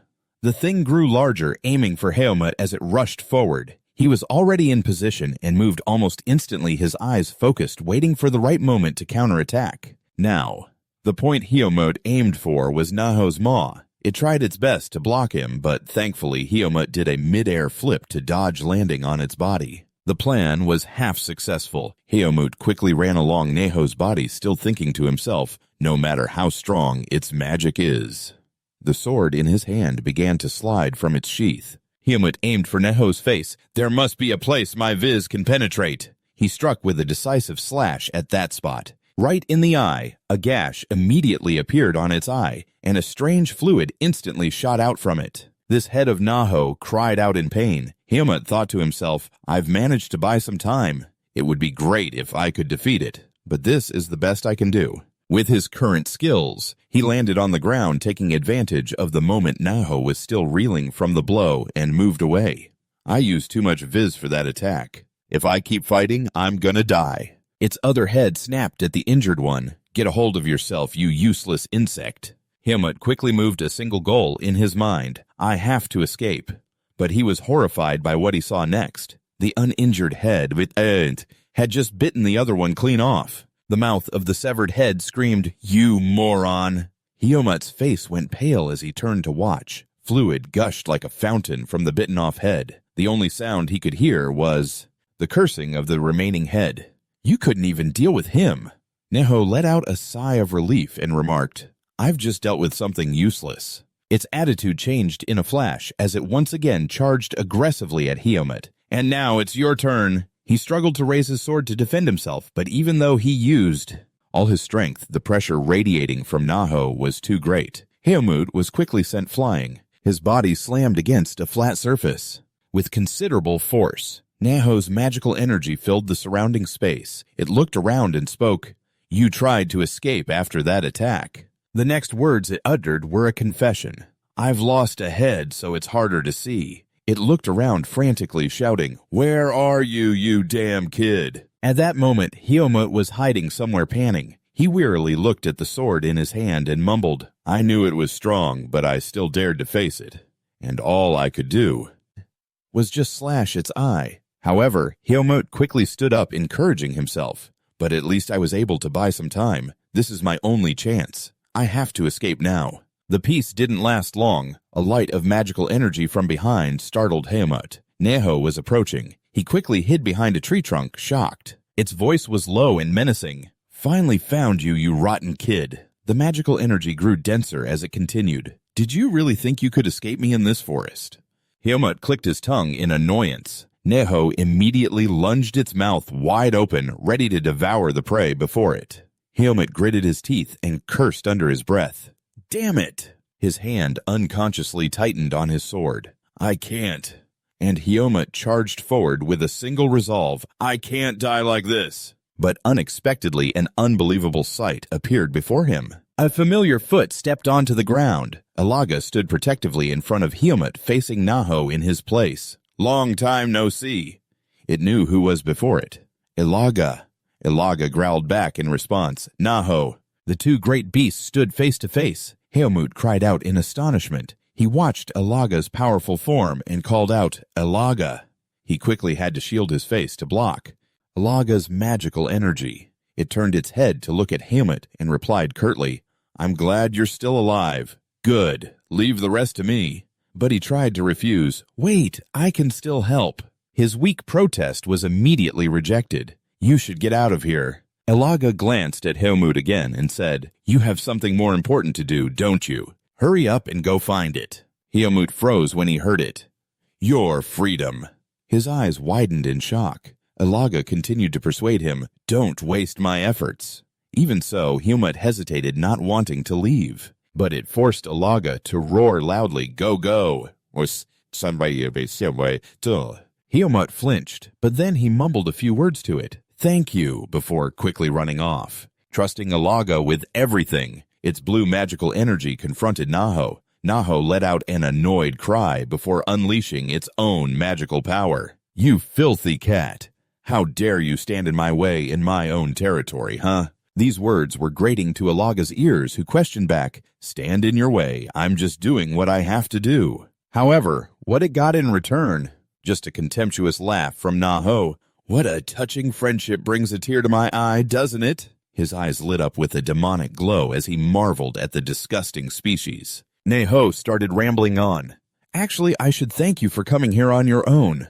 I'll deal with you immediately. I'll eat that little brat alive." But in response, Elaga issued a blunt challenge. "There's no one else here but you. So do you really think you can do what you just said? Let's just see what you got." Naho opened his mouth wide in a threat. Elaga growled back, not to be outdone, and the two great beasts lunged at each other. A sword slash flashed by. Helmet let out a breath, thinking, "Is it finally over?" The ground was now littered with the corpses of demon beasts, several different species, all fallen at Helmet's hand. "After passing through Elaga's territory, I've been running for 2 straight days." He was now surrounded by bodies, and he continued to assess the situation. "As long as they're not on the same level as Naho, I can handle them without any problem." A thought flashed through his mind. If this is an eternal realm where those two don't exist, if I hadn't met Elaga and Darien, I wouldn't have been able to survive in this place. That only strengthened his resolve. I only have one chance. For the sake of Elaga and Darien, who gave me this chance. Facing the waterfall ahead, Helmet declared his resolve. "I have to get out of this forest." Helmet looked up. "This place is so different from Elaga's territory. I can barely sense any magical power. The seed of darkness is reacting too, and it's starting to sense the magic inside my body. Is it reacting to the divine barrier? Good thing I covered it with this. Otherwise, I would have been in big trouble." But unexpectedly, he found a strange item in his hand. "This strand of fur is—" Just as he said that, a large figure shot past Helmet's head. He struggled to brace himself. The creature noticed Helmet and landed speaking as it did. "A little boy." "A human. What are you doing in my territory?" Helmet gritted his teeth, cursing himself. "Damn it, I knew it! That black lion—" "Already told me about this." "But I never expected there to be a demon beast this close to the supreme barrier." The creature began to introduce itself. "My name is Earl. What is yours?" Helmet thought for a moment. "I've heard that name before." "I am Helmet." Before him stood the ruler of the North Earl. Elaga had said that Earl was very curious about his surroundings. "I smell something very familiar on you." It continued to observe Helmet and commented, "Because of the smell of demon blood, it's not very clear, but I could never forget this scent." "Yes, you have Naho's scent on you." But Earl's eyes bored into the person before him. "And there's another fainter scent on you from a long time ago." "Is it, Elaga, interesting?" "Very interesting." It then declared, "So are you a child of Elaga or a child of Naho?" Helmet answered firmly, "I am of Elaga's house." Earl raised its head, intrigued. "Is that so?" "If that's true." The magical power around it suddenly flared. "Does that mean someone from Elaga's house has invaded my territory?" Helmet carefully explained, "I wasn't sent here by Elaga. I have my own reasons." He succeeded in capturing its attention. "Reasons? Is there any reason for me to forgive you?" "Let's hear it." He remained silent, choosing his words carefully before finally speaking. "The reason is, what I'm trying to do might be meaningful to you." The more IRL listened, the more confused it became. "Meaningful to me." Helmet nodded in agreement, continuing to persuade it. "That's right. This is the perfect opportunity to satisfy your curiosity, because his words were like an earth-shattering declaration. I will be the first person to pass through the barrier and leave this primeval forest. After hearing this, Irol couldn't help but snort with laughter. Helmet watched it laugh heartily. Irol, looking down on him, spoke up. A weak little human boy. You think you can do that? The seed of darkness inside you is telling me that you're just like a demon beast. But Helmet replied with great confidence, then just let me try, because I'm the first human to make it this far. He looked at it, certainty showing in his every word and gesture, and I want to pass through that supreme barrier. Irel fell into a thoughtful silence, remarking, it's been a long time since I've seen a human, and you want me to watch you be a guinea pig and get burned to a crisp in that barrier? What a waste that would be. But Helmet offered another reason that many more people would eventually reach this forest, like the first person who could pass through that barrier. He declared, that will be me. Irel's eyes widened, momentarily speechless. It tilted its head, analyzing the one before it, then spoke its assessment. All right, you are a very clever human. I would also like to see you follow through on what you have said. Irel looked into the distance and continued. It's also true that you're the only one foolish enough to bet your life on leaving this forest. It looked back at him. Whether you leave or live has nothing to do with me.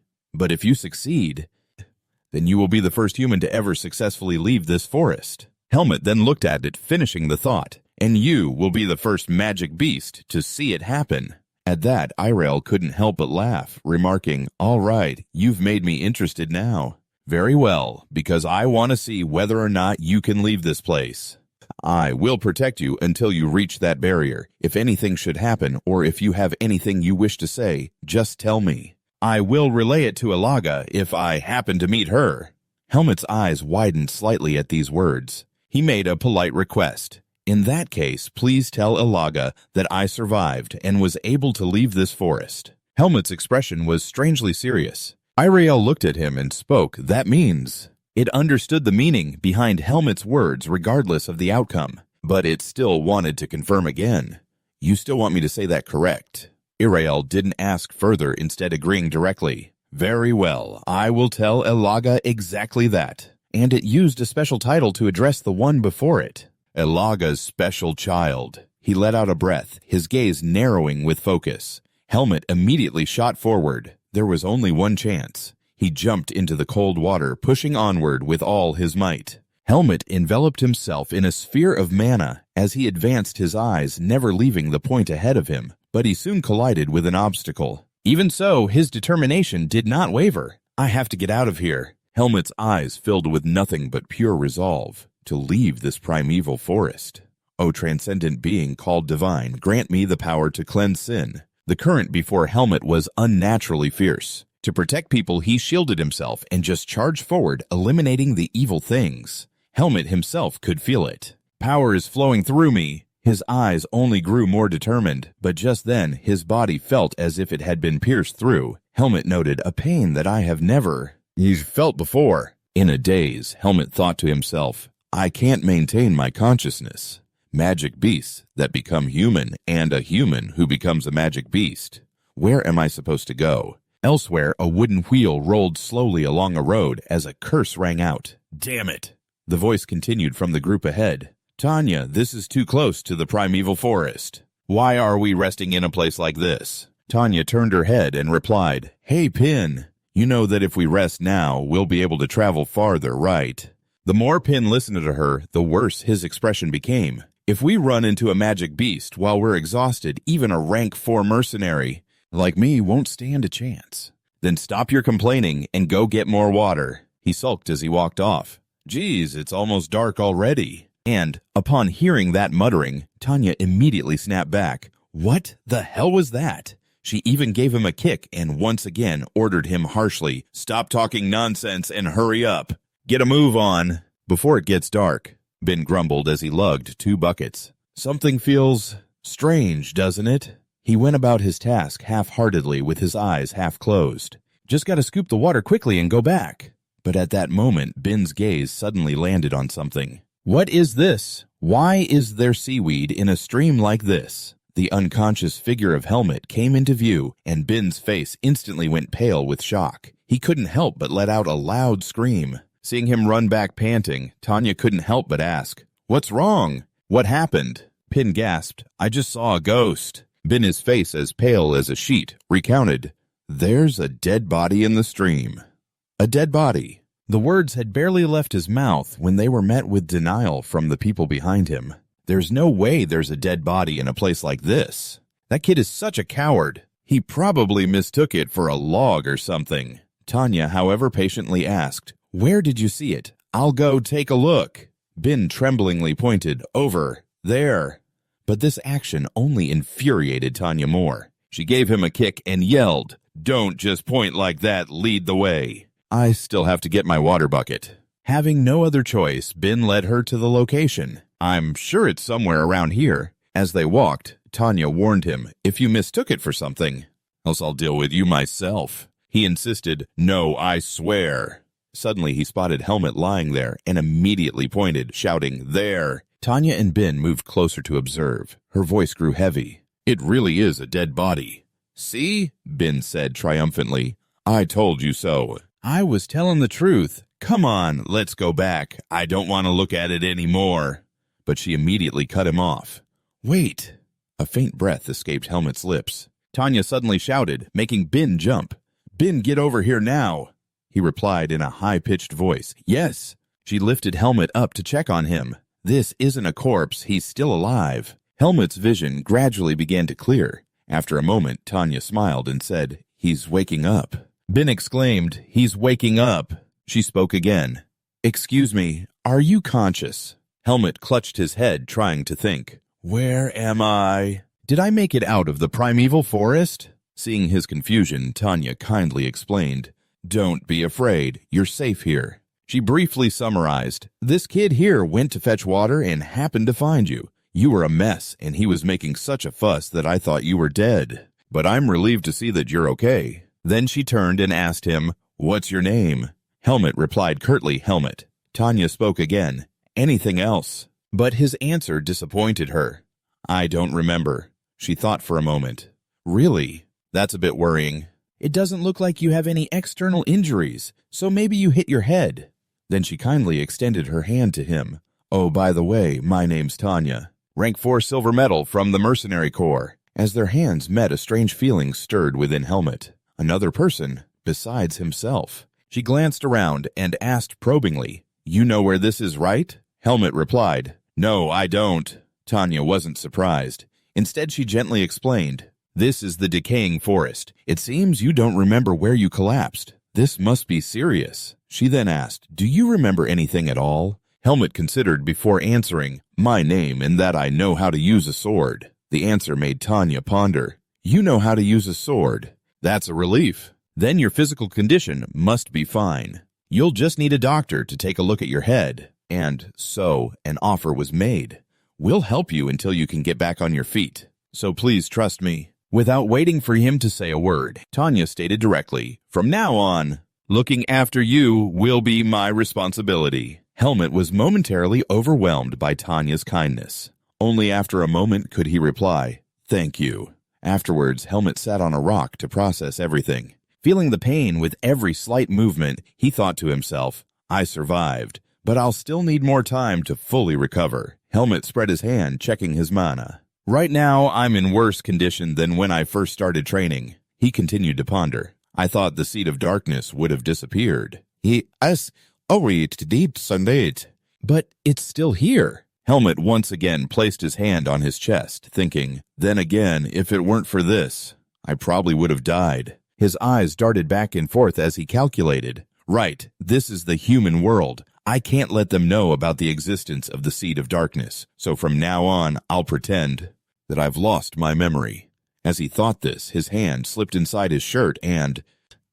Helmet carefully pulled out the necklace, thinking, "I have to find the owner of this." He looked up at the sky to calm himself, thinking, "Don't rush, just take it slow." He thought to himself, his eyes still fixed on the sky. This is just the beginning. The next day, every member of Tanya's team gasped when they saw Helmet. "Is that the scrawny guy from yesterday? He went with Ben to wash up. He looks like a completely different person now." From the young men to the middle-aged ones, everyone was completely shocked. A simple bath couldn't have changed him that much. Someone even stared blankly. No way.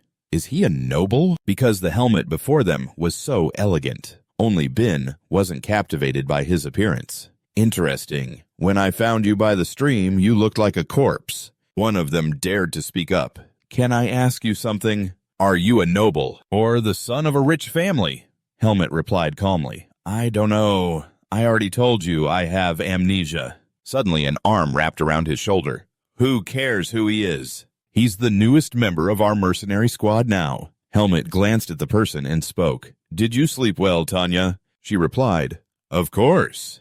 How are you feeling? You look much better after washing up. Over on the side, Bin was completely speechless with his sister. Oh, for heaven's sake. The moment she sees a handsome guy, she gets all gentle. Seriously. And the moment he finished speaking was the moment Tanya's fist connected with his cheek. Shut your mouth and go help everyone prepare to leave. Bin lay there, completely knocked out, while Tanya continued to inform Helmet. In 4 days, we'll reach a village, so just follow us and stick close until then. Okay. When we get there, I'll introduce you to a doctor. He replied simply, Yes, Tanya. She chuckled and ruffled his hair upon hearing his answer. Such a good boy. All right. Then she turned to the other members and announced loudly, Okay, get your things ready, everyone. We're leaving soon. They were both young men, but Helmet got affection while Bin got a beating. They both looked equally confused. Sunlight shone down on them as Bin started a conversation with Helmet. Are you really okay? You just woke up and you're already doing this. Aren't you pushing yourself a little too hard? This carriage is pretty fast, so it's a bit hard to keep up. Helmet replied curtly, I have to walk to warm up my body. This response made Bin feel that something was off. You're really strange. Bin glanced at Helmet again, wondering, You must really like draft horses, huh? He just hummed without denying it. Yeah, I guess so. He never took his eyes off him, observing Helmet's attitude towards the horses. Seeing how he likes draft horses like this, he's probably not a noble. But still, there's something very unusual about him. Meanwhile, Helmet was affectionately petting a horse. You're such a good boy. The more Bin thought about it, the more confused he became. What could it be? He's definitely around my age, but he seems so much more composed. He observed Helmet's strange sense of calm. But when he saw him staggering and out of breath, Bin called out in alarm, Helmet! Helmet slowly replied, I'm a little out of breath. Bin immediately suggested, just get on the carriage. If you walk that slowly, you're just going to get left behind. But what he got in return, it was a firm promise from Helmet. I won't be left behind. Having no other choice, Bin didn't try to force him anymore. Fine, do whatever you want then. As he walked, he muttered and grumbled, good grief. He doesn't even think about the people who are worried about him. So inconsiderate. Meanwhile, Helmet was wondering about his current condition. This is strange. Why am I so tired? He recalled the past. Even in the primeval forest, it never took me more than a day to recover. He then let out a long sigh and reassured himself. As he continued to move with the group, he thought, if I just keep walking like this, I'll definitely get better. The doctor frowned in thought. He gave his diagnosis. It doesn't look like there's anything abnormal. His physical condition is excellent. People like him recover very quickly. Tanya asked doubtfully, what are you sure you examined him thoroughly? These words successfully angered him. What? How dare you? I'll prescribe some medicine. Use it when he needs it. She grew irritated and argued loudly. I already told you he was unconscious and just woke up a moment ago. Shouldn't you at least give him a proper diagnosis or something? Or are you just a quack? Is that it? He didn't hold back his tone, becoming furious as he answered her. What? A quack? It's just that the boy has a constitution that allows him to recover quickly. There's nothing wrong with him at all. Examining him over and over won't reveal anything. At that moment, Bin, who was beside them, spoke up gently. Well then, when do you think his amnesia will disappear? The old man snapped, shouting in his face. Sooner or later, his memory will come back. There's nothing wrong with his head. After that, he tossed them a packet of medicine while saying, take the medicine and get out. You brats are still young and naive. She even had the nerve to call me a quack. Tanya was enraged by the old man's attitude. She yelled loudly and started to get physical. This crazy old man, Bin beside her, did his best to hold her back. Wait, somebody stop Tanya. Once they were outside, Tanya couldn't help but worry about Helmet. Are you sure you're okay? Helmet Bin told me you were having trouble walking. He walked beside her and replied, Ah, that's right. I just took the medicine and rested at the inn. I'm all better now. I'm fine now, Tanya scoffed in reply. Are you sure I heard your body and arm muscles are very toned? You said you know how to use a sword right. You must have been trained by some master. I can tell just by looking. Helmet glanced at Tanya as she spoke, thinking to himself, she's exactly right. Out loud, he replied, I just need to pick up a sword and it feels familiar to me. After saying that, she paused. If that's the case, and smiled, proposing, do you want to have a duel with me? The concept took Helmet by surprise. A duel, Tanya immediately explained. You don't have to feel pressured. Just think of it as a way to warm up your body. Who knows? Maybe your memory will even come back. Then she held out her hand, suggesting, we have nothing to do until tomorrow, so what do you say? Helmet quietly observed her, not answering right away. The person in front of him was Tanya, a third-class silver medal mercenary, someone with that kind of talent. She was quite respected in the human world. He calculated his options, then agreed. All right, fine. This fight will let me see just how strong I am. Here in another area were the figures of muscles. Muscles everywhere as the team members trained hard. Comments echoed here and there. Everyone's training hard. It's great to see. They stopped when they saw her.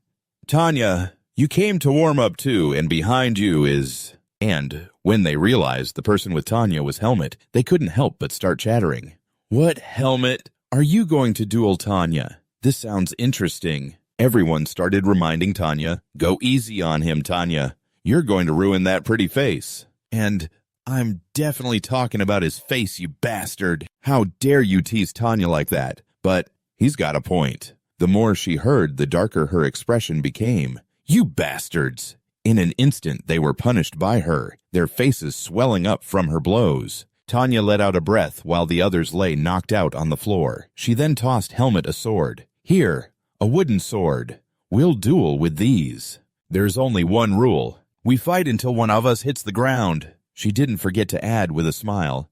Come at me with everything you've got. I may look like this, but I'm the vice captain, you know. Helmet remained silent, feeling the sword in his hand. I still haven't fully recovered, and I can't use this. Instead of charging at her with all my strength, I'll have to fight while redirecting her attacks. He took a deep breath to focus his mind. Can't let my guard down. Helmet quickly got into his stance. The other members of the team were all excited to witness this. Hey, look at that stance. And this is going to be a fun one to watch. Good luck. The match began quickly. Helmet continuously rushed in to attack, his eyes darting left and right, searching for an opening. His left waist, but to his surprise, Tanya easily blocked the blow. He was pushed back, marveling inwardly. She blocked that so easily. She's stronger than me. On the other side, Tanya let out a smirk. Helmet's expression changed. He became completely serious. I really can't just charge at her like that. Just as he thought that, Tanya rushed in with a downward slash. Helmet was pushed back, thinking dodge, then strike. She took a deep breath and continued her counterattack, kicking Helmet hard. He couldn't suppress a cry of pain. As she dodged his blow, he made an observation. My body can't move the way I want it to. It feels like I'm underwater. What should I do now? Just then Tanya suddenly spoke. You're thinking too much. Following those words was a continuous barrage of attacks. Helmet was powerless to defend, unable to find an opportunity to counterattack. And then Tanya closed the distance. In an instant, she was right beside him. She struck Helmet square in the chest with her sword. He paled from the pain and was sent flying as Tanya tightened her grip on her blade. The other members of the team were all astonished. Tanya's sword was pointed straight at Helmet's face, forcing him to speak. I lose. Looking down at him, she remarked, Looking at your eyes, I can tell you're very disappointed. Helmet, panting, admitted, Of course I am. Then came the explanation. I was overwhelmed by her attacks. My mind is a complete mess right now. Damn it. Compared to Darien, she still has a lot of openings. Her swordsmanship isn't very efficient either. But you're still pretty good. Tanya continued her critique. You fought well. At that moment, Helmet suddenly thought, could Tanya be stronger than I thought? It's just like Darien said. I shouldn't underestimate the human world. The problem is I wasn't defeated by a rank 1 or 2, but by a rank 3. Suddenly, a voice rang out from somewhere. Tanya is a very strong swordswoman, even among mercenaries. It's only natural that you lost. Don't let it get to you too much. The other members of the team also patted his shoulder comfortingly. That's right, Helmet. I was also pretty surprised to see how strong you are. When you tried to break through her defense just now, if you had just a little more strength, I bet you would have made it. You're definitely different from Pin. Helmet focused on the man in front of him. The man smiled and introduced himself. I'm Fien. I'm the captain of this mercenary team. And a rank 2 gold mercenary. Fien looked at Helmet and praised him. You did well, Helmet. You've passed the entrance test. But Helmet's face still wore a bewildered expression. An entrance test. The man looked at him and slowly explained. We saved you, so we didn't want you to have to wander around outside with no memories. We thought, why not bring you along with us? So we decided to test you, while also extending an offer for you to join. Of course, our mercenary team isn't some group that just anyone can join. That's why when we arrived in this town, everyone was watching you from a distance. I see. Helmet gradually began to understand everything. So that's why no one besides Tanya and Fien approached me. So that's how it is. They could have just left me behind. These people, they've gone through a lot of trouble for me. Fien continued to smile. But you're not a problem at all, really. Some punks have tried to hit on my little sister Tanya, but you didn't do that. Everyone has already agreed to let you join. As he finished speaking, he handed Helmet a scroll of paper explaining, this is a rank 4 mercenary certificate. It's a temporary one we've created for you. So make sure you go register officially with the Mercenary Guild later. Fien put his arm around Helmet's shoulder and warmly introduced him to the other team members. From now on, Helmet is one of our comrades. Everyone get acquainted. A young man spoke up. My name is Byrne. I'm a rank 3 silver mercenary. The man next to him added, and I'm Uther, also rank 3. The blonde-haired guy followed, Maros, rank 3 silver. The fourth person winked at Helmet while introducing himself. Do we really have to say it? Anyway, besides Fien, everyone else is rank 3. I'm Shin. Pin chimed in as well. All right, I'm a rank 4 bronze. These words made Helmet start to think. Comrades, Darian told me not to trust humans too much. Will this be okay? He spoke to Fien. Fien, I want to confirm one thing. If I join the mercenary team, how long will I have to stay? He then explained his reasoning. I might regain my memories and have to leave for somewhere else. The man thought for a moment before replying, you can leave the team whenever you want, but if you accept a mission, you have to stay with us until it's completed. Helmet agreed with a simple, all right. As Fien placed his hand on his shoulder, Helmet thought to himself, maybe this is a good thing after all. Instead of wandering aimlessly, this might help me find my origins faster. He looked around, his curiosity piqued. And I also want to know what comrades are. Soon after they arrived at another location listening to someone yelling, I told you this is an important mission. Fien and the entire team remained silent as the man continued to yell. This isn't the kind of mission a rank 4 mercenary can join. We only accepted the request for an extra errand boy that you put in. And now you pull something like this. Fien frowned and explained, Sir Miles, this boy will definitely be useful. We've been working together for a long time. You must know we wouldn't bring him along for no reason. Miles sighed in response. I hope you can take responsibility for those words. Since you're the Fien mercenary team, I'll agree, but only this once. Having received his permission, Fien couldn't help but feel grateful. Thank you, Sir Miles. Miles added in a low, pointed voice. It's nothing. However, since I wasn't informed that there would be an extra person, I will only pay 1/3 of the rate for that rank 4 guy. Besides, you're aware that the Tarek mercenary team will be joining us on this mission, right? He nodded. Yes, I know. Satisfied with the answer, Miles turned his head and replied curtly, All right. We leave at 7 tomorrow morning. See you then. The door slammed shut behind Miles. Tanya immediately leaned closer to Fane and remarked, At least everything's going smoothly. He agreed with her. After she finished speaking with her brother, she turned to Helmet to check on him. Helmet, are you feeling all right? He nodded in reply. Yes, no problem. Now it was Fine's turn to brief them on the mission. All right, tomorrow's mission is a large-scale escort. Even if we're ambushed, the rank 4 members won't need to fight. Unless it's an emergency, so don't worry. Tanya winked playfully, adding, but the rank 3 members had better be prepared. I'm not sure what exactly we'll be escorting, so it's hard to predict the strength of any ambushers. Leaving them with those slightly ominous words, the two of them left. Make sure you all get a good night's sleep. Just then, a voice called out, "Helmet!" Mr. Uther, looking knowledgeable, advised him, "If Tarek's team insults you, just ignore them. Our relationship with them isn't very good." Muros, who was nearby, added, "They don't like that we have a good reputation." Fine was the one to wrap things up. "All right. Everything's been decided, so I'll see you all tomorrow."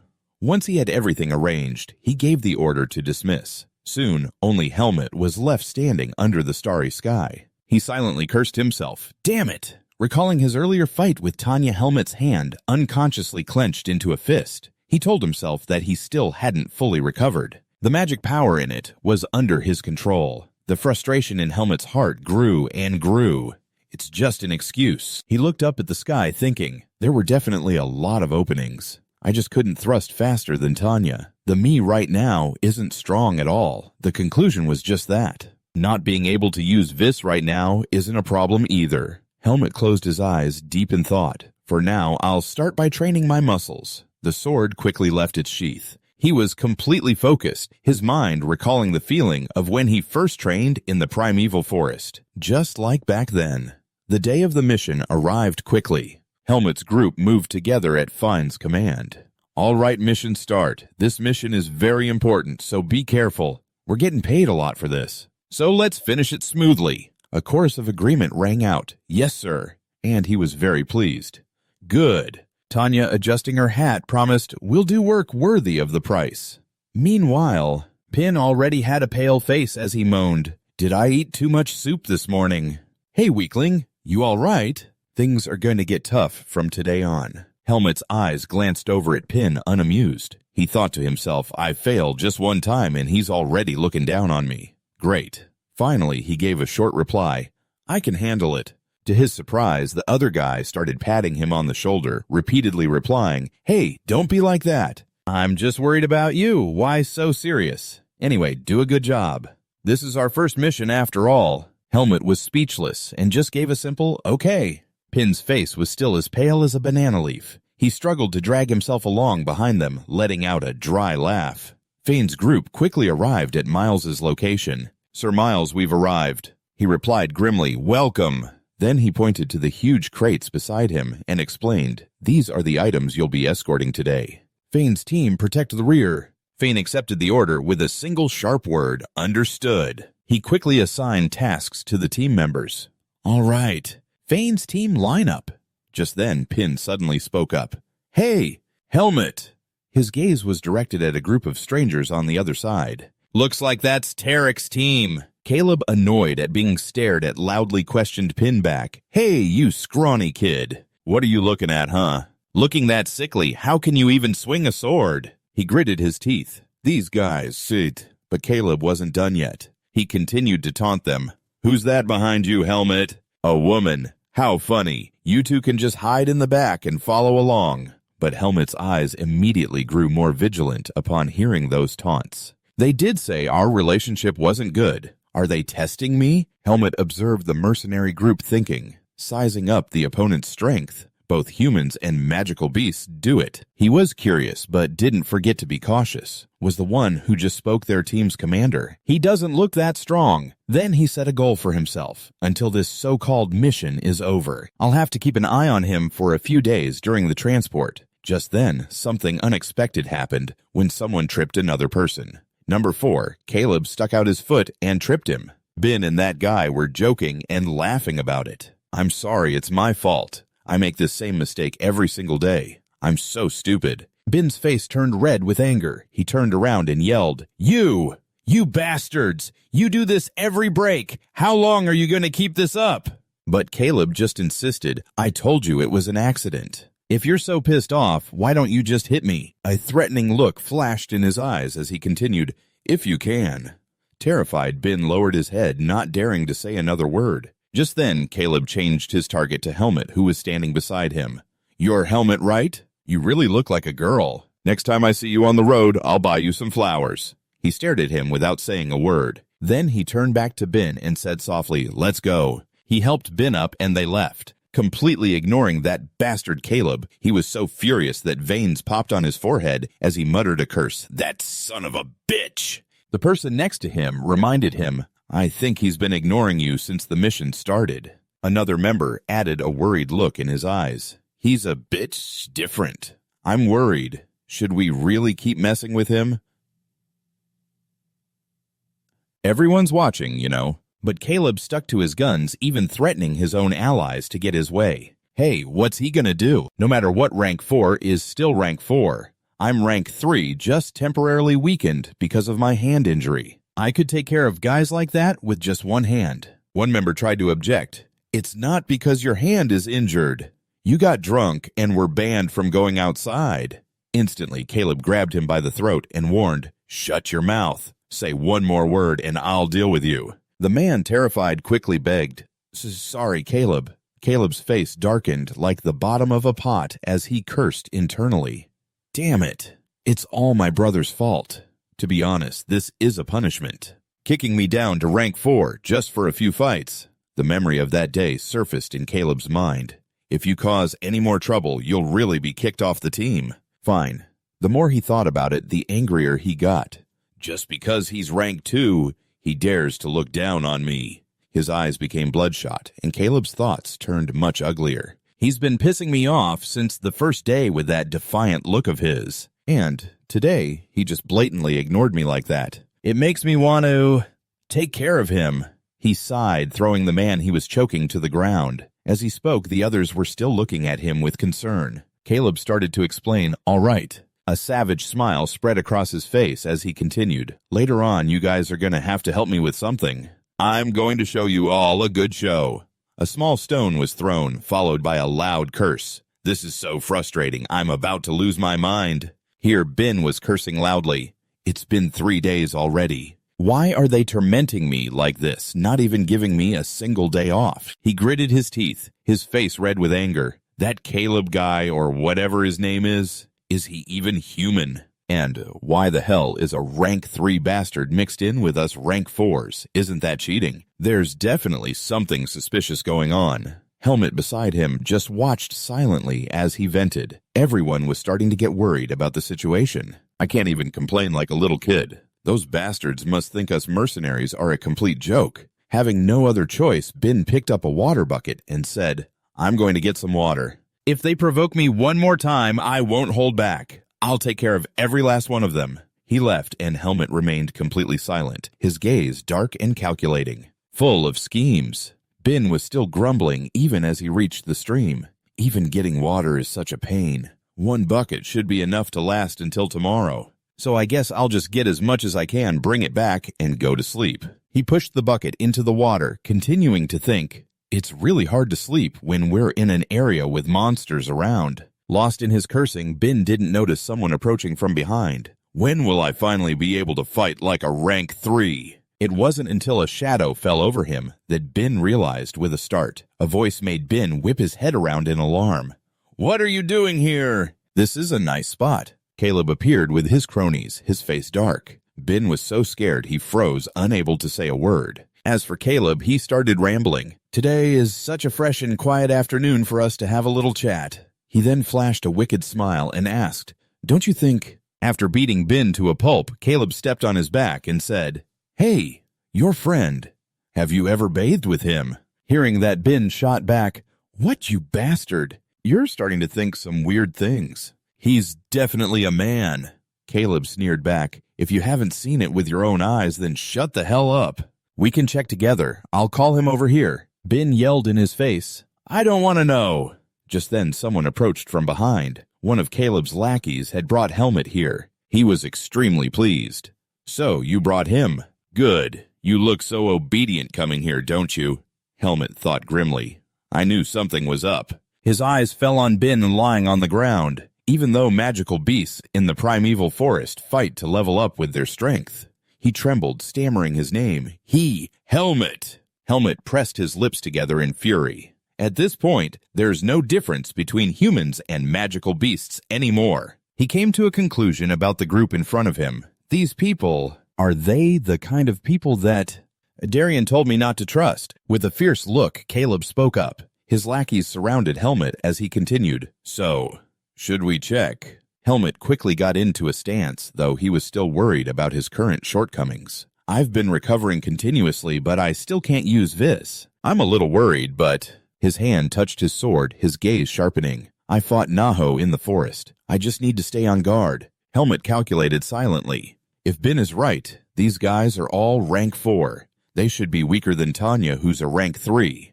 I'll stay on the defensive and attack the weakest one first. He swiftly moved to draw his sword, his thoughts racing. If I can't hold them off, I'll use Darian's sword technique. When Caleb gave the order, "Get him and strip him," his lackeys immediately lunged at Helmet. A brawl didn't break out. Instead, there was a loud thud, and someone's tooth went flying. To the horror of Caleb's men, Tanya's appearance and her punch stopped everything before it could go any further. What's going on here? Caleb's eyes widened in shock. Helmet remained grimly silent. She questioned Caleb's team again. Why is the Tarek mercenary team causing trouble with my team? Caleb tried to play it off, explaining, we were just trying to have a little chat. Tanya, already out of patience, retorted, I heard you with my own ears ordering them to strip him. Caleb gave a faint smile and replied, that's how men build friendships. You're a woman, how would you understand? But the more he talked, the uglier Tanya's expression became. Hey, why don't you use your brain when you talk? She turned to Helmet and told him, Helmet, help Ben up. Then her gaze returned to Caleb as she said, you rank 4. He sneered back, don't you talk about me. I'm a proper rank 3 mercenary, Tanya. Not backing down, she continued to poke at that sore spot. But you're rank 4 now, am I right? And she succeeded in making his expression turn sour. After making sure Helmet and Ben were leaving, Tanya left a warning. You'd better not try to pick a fight with my mercenaries like this again, she threatened in a sharp tone. If there's a next time, I won't be leaving so peacefully. Caleb didn't argue further and slowly led his men away. Let's go, you guys. The two teams went their separate ways. Helmet supporting Ben approached her. He said, Tanya. Tanya patted the crying Ben's head, gently consoling him. Don't cry anymore. From now on, things like this will happen a lot. Go get some water and come back okay. He replied with a tremble. Yes. Tanya let out a long sigh, thinking to herself, the members of our mercenary team are too naive. Not clashing with the rank 4s is an unwritten rule. But, she continued to console Ben while thinking, we should also help each other out a little so we don't fall apart. Helmet quietly observed everything. Night came. The silhouette of someone practicing with a sword could be seen. Helmet was trying his best, swinging his sword relentlessly. After a while, he stopped and let out a sigh. He then looked at the wreckage he had just slashed in front of him and wondered, is this enough for today? He continued to think while sensing his body.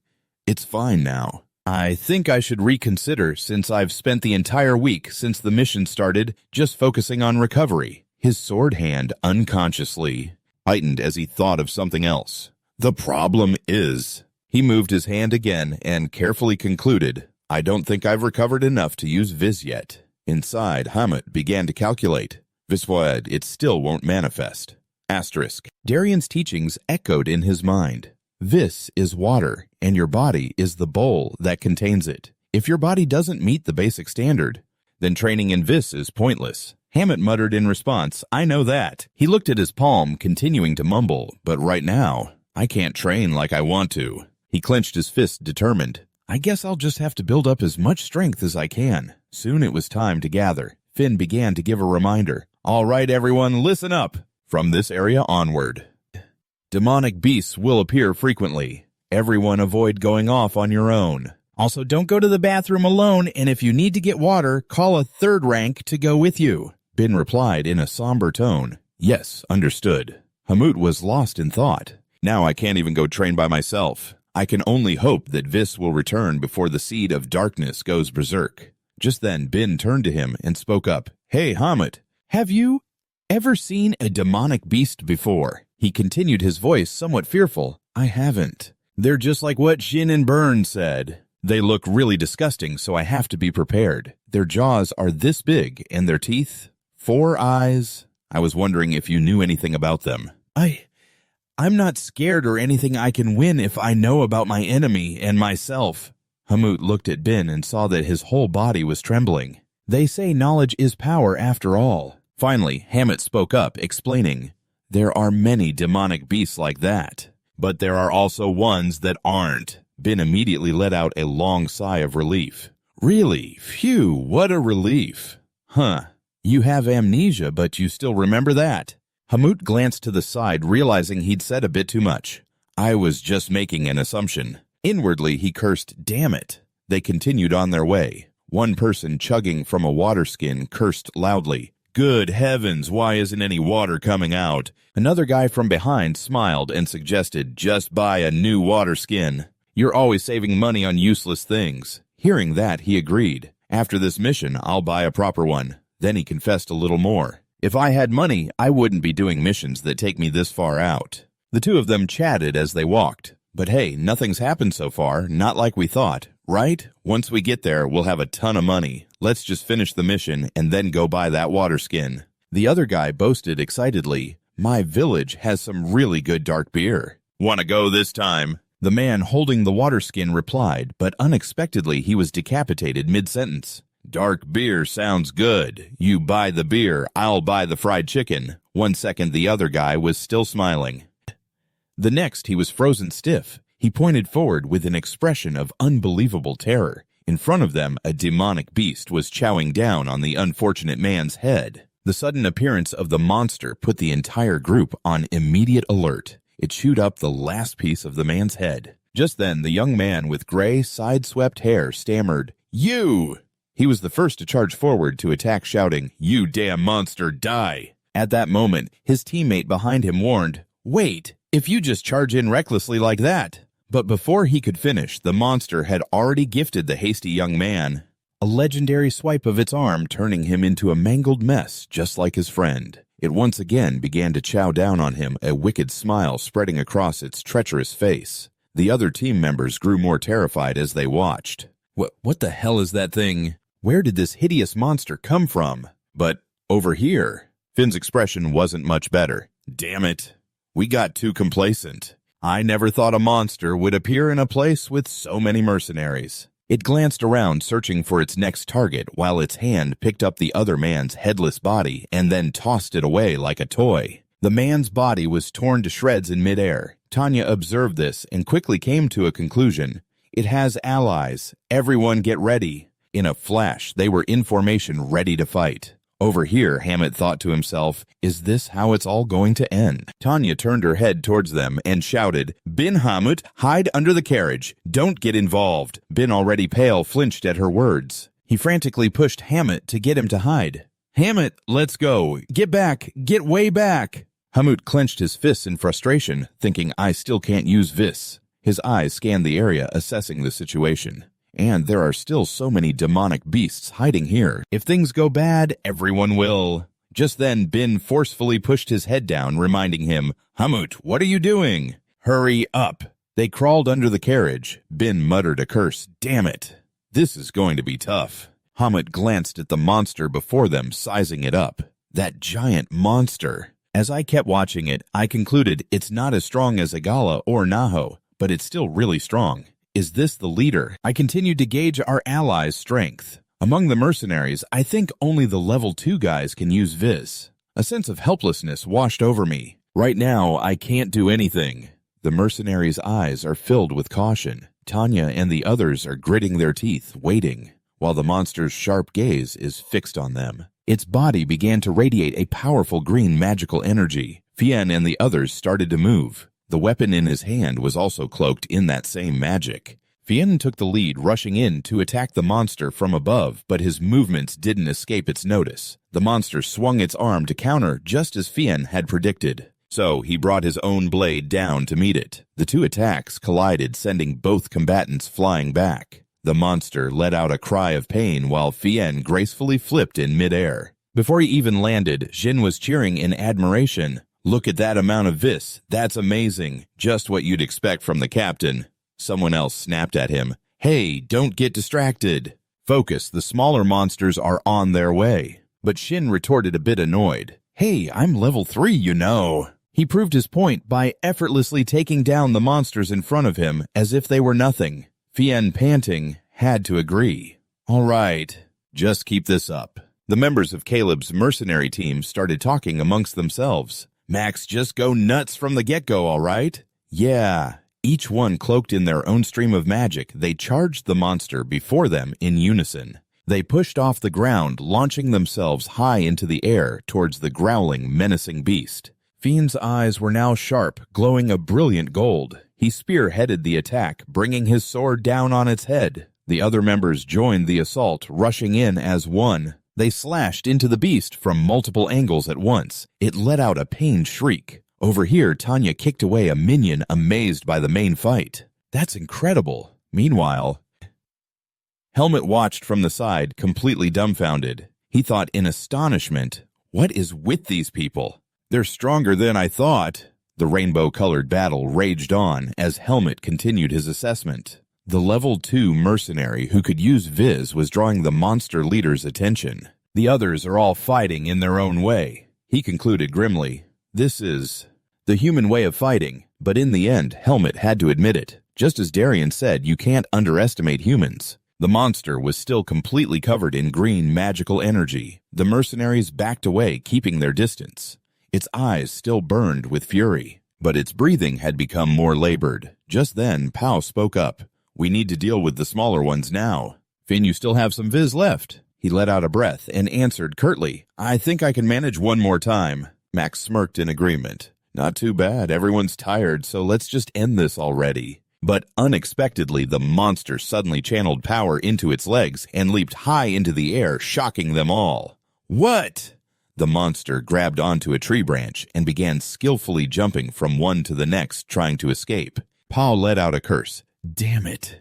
Fien, beside him, couldn't help but add, so it could have escaped whenever it wanted to, huh? From behind them, Tanya asked, should we go after it? But he refused. Forget it. Our mission is to transport the cargo, not to go on a subjugation quest. Take care of the wounded first. She acknowledged the order with a sharp, got it. After that, both mercenary teams began cleaning up. Tanya finally approached, Helmet and Pin smiling as she said, hello, my little chicks. You two still alive. You two can come out now. Helmet and Pin slowly crawled out, but Pin got stuck. He struggled and pleaded with Helmet, tears already welling up in his eyes. Pull me out. I think my leg's cramping up. In the end, they gathered the magic beast corpses. Someone spoke up. Good work, everyone. You all did great. After we finish checking the carriage, all that's left is to process these beast corpses. Make sure they're completely dead. Helmet curiously asked about processing the bodies. Morose nodded and explained, yeah, things like magic beast hide and shadow seeds can be sold for a high price. Then he held out a purple stone covered in the monster's slime. Look, this is a shadow seed. Helmet took a closer look at it while Pin screamed and backed away. Get that thing away from me! Maros just smiled and joked. You guys should try looking for one inside a monster too. You never know, it might come in handy later. I never thought I'd get to see a shadow seed here. Pin added to what Morose said. Based on what I've heard about the seeds, they destroy a person's mind when they're inside someone and gradually turn them into a magic beast. Man. But no, we'd never actually see people like that. He explained, usually they die before they're even born. Otherwise, they're sent into the primeval forest. If they want to live, that is. But I don't know for sure, so it's better to be careful. Those people can turn into a magic beast at any moment. Helmet's expression darkened, and he didn't reply. His mind was in turmoil. Is that what people on the outside think? Darian had said the same thing before, that when someone has a shadow seed, they're destined to die fighting against humanity. A terrible vision flashed through Helmet's mind. Does that mean I'm going to turn into a monster and attack people? He closed his eyes, trying to force his thoughts onto something else, onto the reason Darian taught him how to use Viz. To suppress the seed within me. Helmet brooded the thought, circling endlessly. Even if my Viz returns, I have to hide it at all costs. In a place crowded with humans, it would be dangerous if they suspected my power was connected to the seed of darkness. Fines and Tanya watched them in silence. He let out a grim sigh and spoke up as he watched a lone level 4 mercenary trying to do something. He reminds me of my past. Tanya beside him added, well, Fiennes has certainly grown a lot since that accident. Of course he still has a lot to learn, But over here, Bin and Hamlet were in the middle of a heated argument. His gaze landed on the magic beast and an exclamation escaped him. Look at those veins. So disgusting. Hamlet's eyes flickered back, but there's something strange about this one. And then he quickly pushed Pin's hand away, saying, Pin, wait a second. The other boy asked, confused, What's wrong? He then smirked playfully. Are you scared? That's right. This is the first time you've seen a magic beast this close up. Right. His mouth kept running, completely oblivious to a hand reaching out for him. Don't worry so much. Just think of them as cooking ingredients. When I'm on cooking duty, both monsters and magic beasts, his expression turned deathly pale as he finished, are all the same. Just then, Tanya quietly turned her head, while Hamlet grimly reached out his hand. The next thing they heard was a blood-curdling scream. The demon beast's hand had seized Pin by the neck. Hamlet reacted instantly. Pin's face was now pale with shock and fear. Hamlet, however, was on high alert. Focusing, he swung his sword. He delivered a slash through the demon beast, sending its upper half flying and leaving behind a terrified Pin. He collapsed onto the ground, letting out a breath, before looking over at Hamlet and saying, That was terrifying. Thanks, Hamlet. Are you okay? He was busy with his own thoughts. This feeling is... Outwardly, Hamlet just mumbled a reply. Ah, yeah. His face was reflected on the sword in his hand, that feeling. It was completely different from when I practice. It's like something inside me has been unblocked. Could it be that I've gotten my viz back? The other members of the party approached and started teasing Pin. There's still one part alive. You did that on purpose, didn't you? Hamut admitted it bluntly. Yes. Shin burst out laughing. I knew it. Ever since I saw you fight Tanya, I was sure you weren't anything like Pin. Hearing his name, Pin, who was right there, immediately yelled, Hey, Shin. After a moment, Pin spoke up again. Well, thanks, Hamlet. I'll save you more soup from now on. But Shin and the other members continued to tease him. You're repaying him with soup.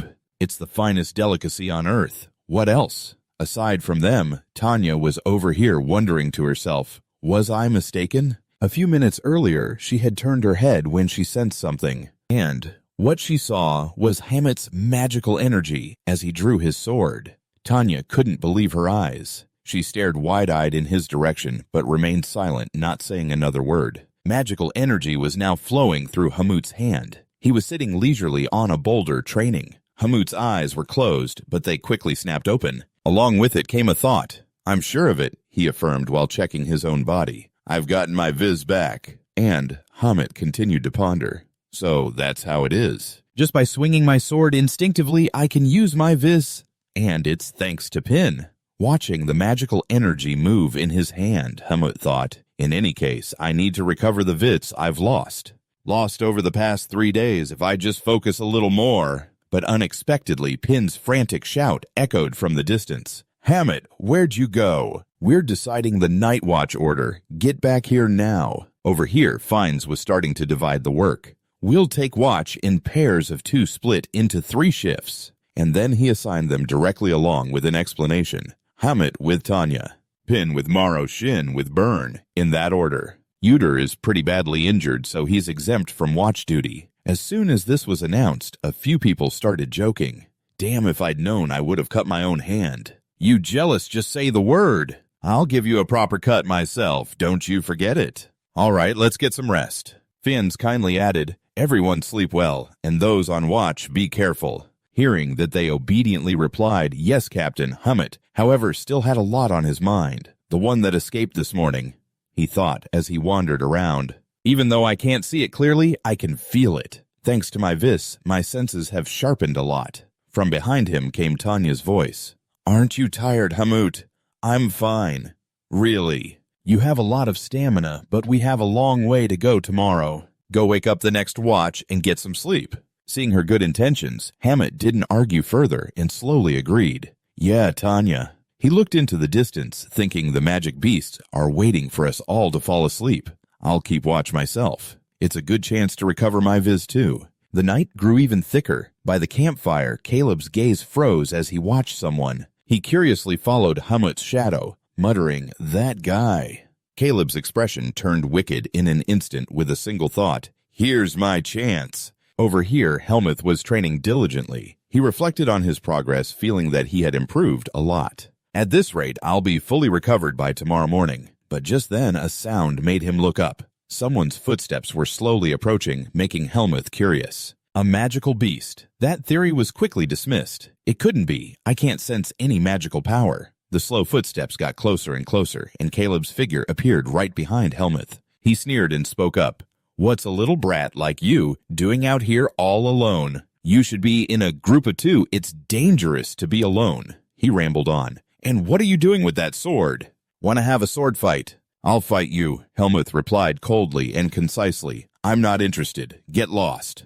Unexpectedly, his words only served to make Caleb's blood boil. "What did you say?" "I don't think you understand what I'm saying. You think someone's going to save you, like last time." He stubbornly moved closer, his mouth still running without a cooldown. "Seems you have a habit of looking down on people, huh? Has anyone ever taught you a lesson about that attitude of yours?" His fists were itching to punch someone as he continued, "Speaking of which, I guess I can teach you right now. A few broken arms and legs shouldn't be a problem, right?" But Helmut didn't even turn to look at him. "You only get smarter after being beaten once or twice. If you happen to die, it just means you were too weak. Don't hate me for it." At this, Helmuth finally spoke up.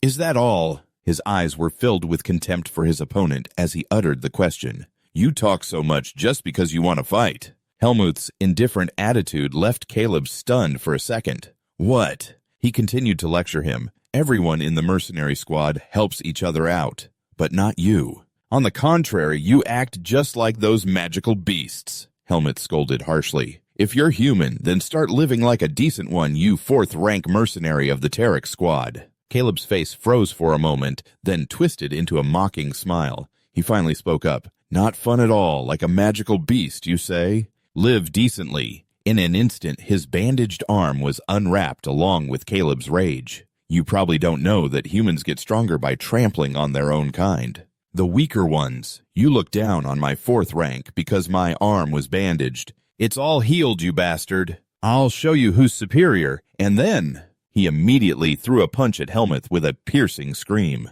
"I'll make it so you can never look down on anyone again by gouging out your eyes and crushing them." But unexpectedly, his fist was easily caught by Helmuth with just one hand. He looked at Caleb grimly, not saying another word. Caleb's eyes widened in shock, and in a single motion, Helmuth forced him to his knees. He was still stunned. "What the hell? This strength!"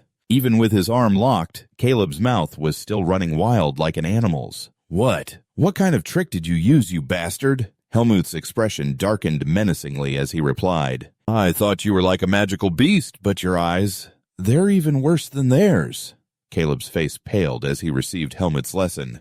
"If you want to establish a pecking order, then you should choose your opponents more carefully." With one last word, Helmuth broke Caleb's arm. "Know your place." He trembled but remained stubborn, refusing to submit. "No, I don't accept this." Then he charged at Helmut with all his might.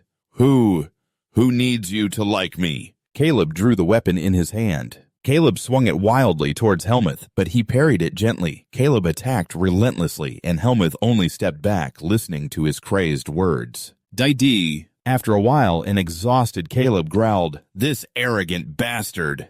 Huh. But just then his eyes widened in terror as he saw Helmut's magical power, his viz. In the blink of an eye, Helmut flashed past Caleb. He looked down, stunned. Blood was spurting from both of his legs. A piercing scream echoed afterwards. Caleb lay on the ground, tears welling up from the pain. Meanwhile, Helmut felt a pang of regret. "Damn it, I didn't mean to use my vis.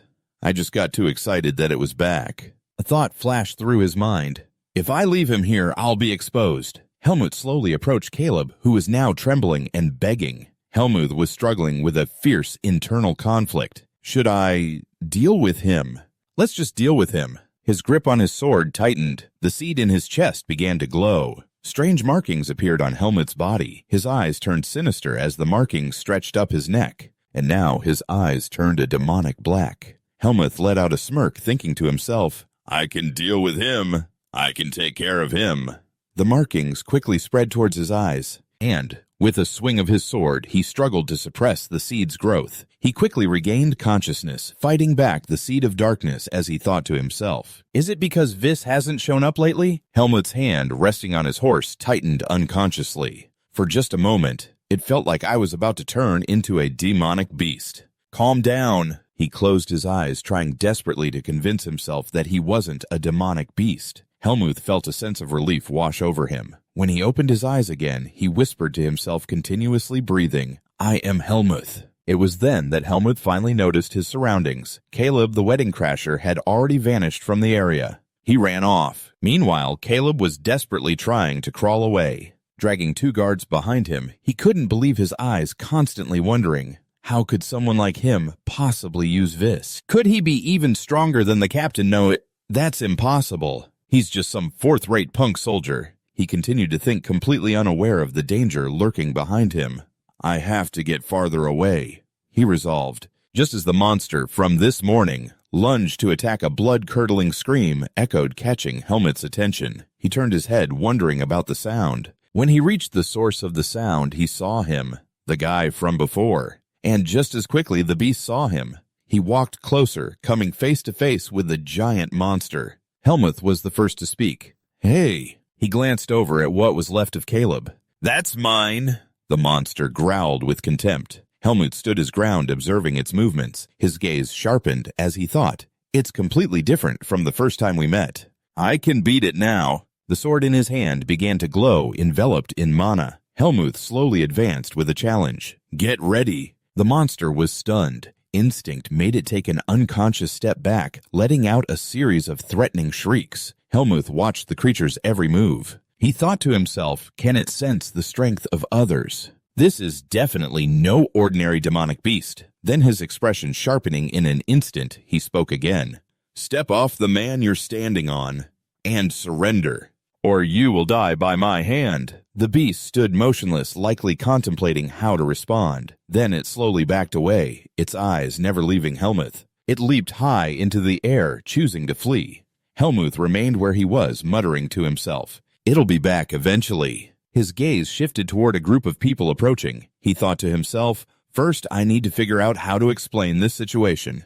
The voices grew closer. Who's over there? A deep voice confirmed it was a person. If that's the case, is Caleb gone? Helmut gave a short reply. Yes. He then proceeded to explain the situation clearly. He followed me during my mission to try and bully me, but he was killed by a demonic beast. Hearing this, Mac gave a self-deprecating smile. That scoundrel. So this is what happens to bullies in the end, huh? Very well. Since you were also put in danger, I apologize on behalf of the Tarek mercenaries. But someone immediately objected. Wait a minute, Mac. You think a simple apology is going to cut it? Tanya angrily approached him, demanding, he was almost killed. Thanks to some guy from your mercenary group. Mac's expression grew serious as he listened to Tanya's accusations. You all did nothing, even though you knew exactly what that fool was up to. Just then, a warning voice came from behind. Watch your mouth. Caleb's brother, his face dark, reminded Tanya. That some guy you're talking about was my little brother. She immediately reined in her attitude and replied slowly, while it is unfortunate, if you had supervised him properly, something like this would never have happened. The brother's expression grew even uglier as he snarled. The next words were hissed through clenched teeth. Are you trying to insult our entire mercenary group and not just my brother? The argument was cut short when Miles shouted, That's enough. He told them both to calm down. This isn't the time to be fighting. We need to come up with a solid plan. He continued his analysis despite the looks on the other two's faces. They didn't look any happier. The Tarek mercenaries are certainly at fault for what happened, but the Fates mercenaries also need to reconsider their words. He pointed at Helmut and declared, We can't do anything for the one who died, but we will give the remainder of our mercenary group's mission fee to this kid. Hearing that, and Tanya reluctantly agreed. Fine. Go ahead and do that, Miles. Having gotten her to concede, Miles let out a sigh of relief. The atmosphere between the two mercenary groups is really terrible. I'll think of a safer way for us to deal with the demonic beasts. He spoke up again to remind them, we've already lost 3 people. So from now on, everyone be on high alert. The members of both groups responded in unison, Got it. Suddenly, Hiyomut felt a sharp, painful knock on his head. His face scrunched up as he cried out, "Ow!" Tanya furiously yelled, "It's supposed to hurt you, little brat. You almost died." She didn't hold back, letting out a stream of scolding words. "If you had just told me while we were on watch, I could have gone with you to protect you or something. Why would you wander off alone in a place like this?" Hiyomut himself was thinking that this was exactly why he needed to be more careful. Tanya spoke again. "Do you have any idea how shocked I was? And when I realized you were the only one who had disappeared." She sighed and mumbled, "I guess I should be paying more attention to what's coming after that confrontation with the other group. Who am I to be scolding you anyway?" Then putting her hands on her hips, she warned, "From now on, don't go out by yourself. Understand?" Her concern gave Hiyomut a strange feeling. This feeling! He admitted his mistake in a low voice. "I'm sorry." Unconsciously, a familiar feeling stirred within Hiyomut as he saw a hint of Darien in Tanya. It was cold yet warm at the same time. She gently ruffled his hair. "It's okay. Just be more careful from now on, all right?" Hiyomut thought, just like Darien. And so he closed his eyes slightly, agreeing to her request. "I will." When Hiyomut opened his eyes again, his thoughts had shifted, the feeling of being human. The story was quickly relayed to the other members of the group by Paon, and this incident made him even more vigilant. Last night, a mercenary was ambushed and taken out by a demonic beast. They guessed it was the same one that ambushed them at the beginning. "Everyone conserve your strength so we can get out of this forest as quickly as possible. We can't afford to lose anyone else." The whole team shouted in unison, "Roger." After that, it was a period of fighting the beasts that blocked their way, with each person using their own specialty. They easily defeated the beasts, supporting each other and fighting in formation, while the remaining members were tasked with protecting the cargo. The demonic beasts appeared in no small number, and another battle was underway. There are so many of them. We'll probably have to fight them like this for a day or two. But since everyone was tired, things would gradually become more dangerous. Paon, as usual, had a pale face from fear and was muttering in a corner, "Damn it! Why are the demonic beasts targeting us from behind?" Next to him was Hiyomut, who was silently thinking, "More importantly, I can sense that demonic beast's energy." Hiyomut's gaze turned to a hidden corner where the creature from the other night was hiding, though it was unclear. It was standing quite far away, scouting the mercenary group. And it was slowly sending in small demonic beasts in waves. He thought cautiously, trying to guess the creature's attack plan. "Is it not time yet?" A moment later, someone's voice rang out while they were bandaging wounds. "Man, today has been a super long day." Shin leaned wearily against a tree, sighing. "On days like these, everyone gets hurt." Utah cut him off. "Shut up. Don't jinx it." Shin continued to tease him. "How could you be so slow that you let them bite your leg? What are you, a caterpillar?" Utah, quickly blushing from the teasing, shot back. "You think I got bitten because I wanted to? I was trying to avoid them, you know." They continued to joke around as Paon watched. "Good grief. They're still so full of energy, huh, Tanya?" Behind him, Tanya spoke up, sounding a little annoyed. "Damn it. First Uta, then Marcos, and now Shin is hurt too. I didn't think they would attack us so relentlessly. Day and night like this." Unexpectedly, Paon was more optimistic than she thought. "We should be glad no one has died. Hiyomut and Pin helping out at night. They're actually doing better than I expected." He observed the two of them while commenting, "Hiyomut can use a bit of swordsmanship so he can look after Pin. And Pin is great at dodging. It's thanks to his survival instincts." Tanya lowered her head slightly, remembering the time Hiyomut unleashed his magic power, and a sense of concern rose within her. "The things I saw before." Just then, Paon's voice cut through her thoughts. "What's more important in the current situation is that those demonic beasts are only targeting our mercenary group." Tanya replied to him, "I don't know why they're doing it, but the other side really hasn't fought at all today." Her attitude wasn't particularly resentful towards Tarek's group, however. After all, Tarek's mercenary group also lost 3 people. "We had a conflict with them a few days ago, too. They probably won't help us. It's better if we just protect ourselves." He half closed his eyes, agreeing with her. "Yeah, and a crucial mission was assigned. We have to do whatever it takes for all of us to survive. Night is falling on the forest, and voices are starting to echo. Bao, I'm sure you're already aware of this. Miles replied in a low voice, but for some strange reason. The mana beasts are only focusing on our side. I think their leader is strategizing. Is that so? He asked nonchalantly. He continued to explain, in this situation we can probably only wait patiently. It's just a matter of time before they achieve their immediate goal. Bao, I know you two have your conflicts, but don't you think the Tarek squad with more people should be kept safe? These words made Bao pause for a moment. He snorted coldly before replying, I don't think so. His eyes flickered towards Miles as he continued, Paul's eyebrows furrowed. You just brought it up yourself. If we just leave things as they are, they'll achieve their goal. He gave a wicked smile and suggested, instead of choosing the safe option, we should choose the more viable one. Miles was a bit confused by these words. Viable, he sneered as he began to explain, it's simple. While the frontline mercenaries distract the mana beasts, the remaining squad will quickly leave the forest. Besides, the Tarek mercenary force has plenty of important supplies. This proposal was immediately met with opposition from Miles. What? We can't do that. Do the Tarek mercenaries have no morals at all? But Bao's face darkened. He laughed and reminded him, Sir Miles, now is the time we need to keep a cool head. Yes, those were his convincing arguments. Morals, faith. They're such beautiful words. Bao concluded with a sharp tone, but isn't survival more important? Miles fell silent, gradually swayed by his words. Those mana beasts threatening us could slaughter our entire side. They're just waiting for us to get exhausted. Bao's speech was long but reinforced with plenty of reasoning. And if all the mercenaries and merchants are wiped out, you won't be able to compensate for the losses in property. And in people for them. He stared intently at the pale-faced Miles. Then he continued, Of course, if Sir Miles here has a better solution, we'll gladly follow it. I'm just mentioning a few possibilities. He was faced with a difficult choice. Bao kept applying pressure. Sir Miles, just make a decision. Meanwhile, on Hamit's side, a certain Tanya sighed. So frustrating. To think we get attacked every few days. She muttered to herself about their current situation. Both our men and horses are exhausted. And we don't even know how much farther we have to go. Then she shot a disgusted look at the other mercenary squad. Those Tarek rats, of course they wouldn't bother to help.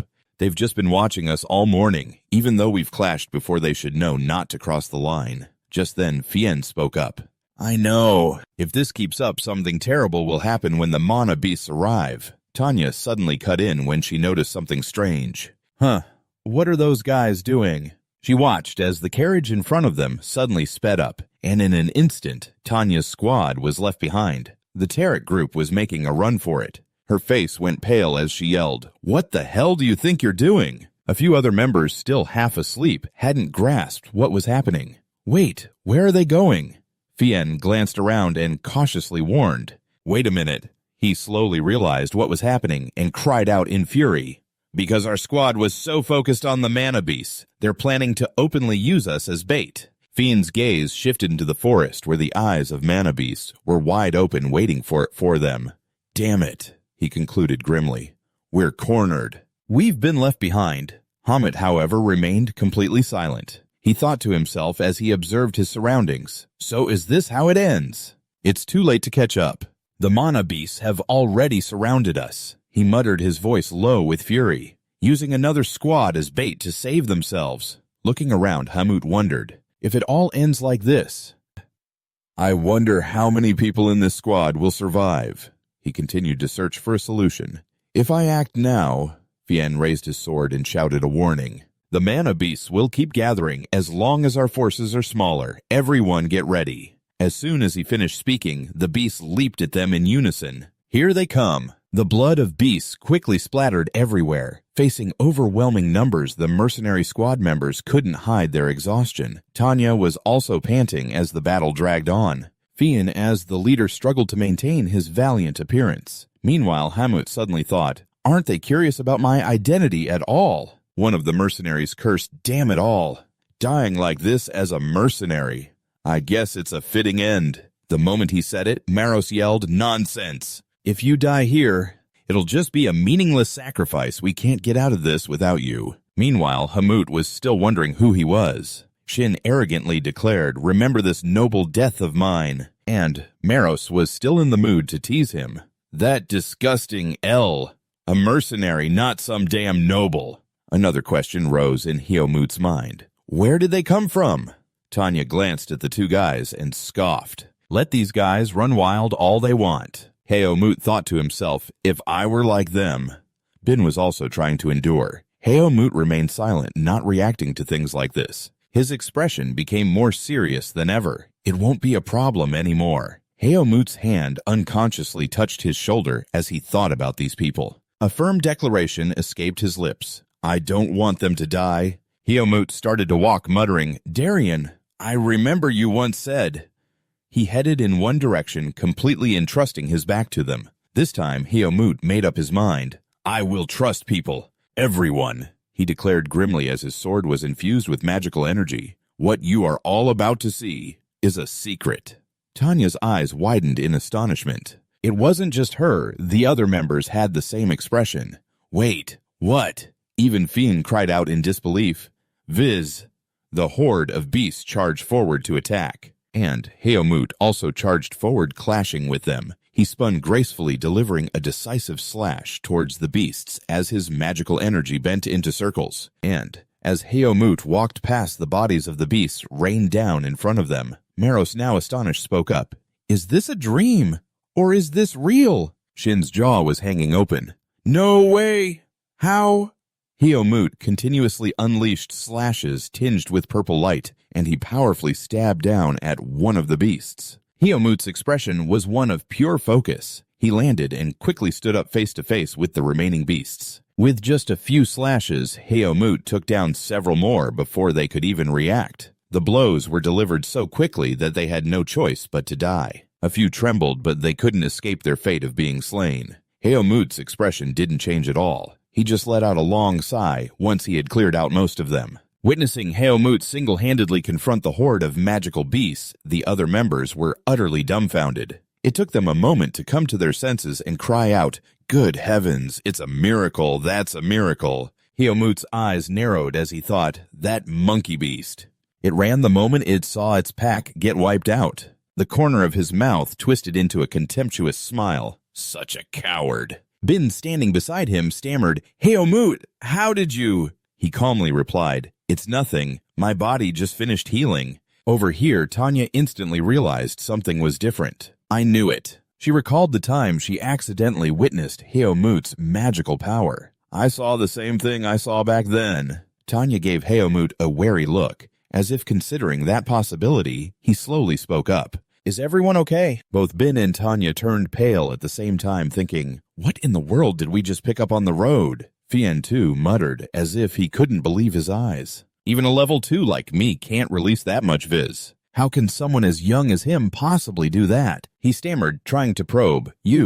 Where did you learn that sword style? But as Hyomoot's gaze swept over them, he carefully chose his words. They're trustworthy people. But it's still best not to mention the primordial sin.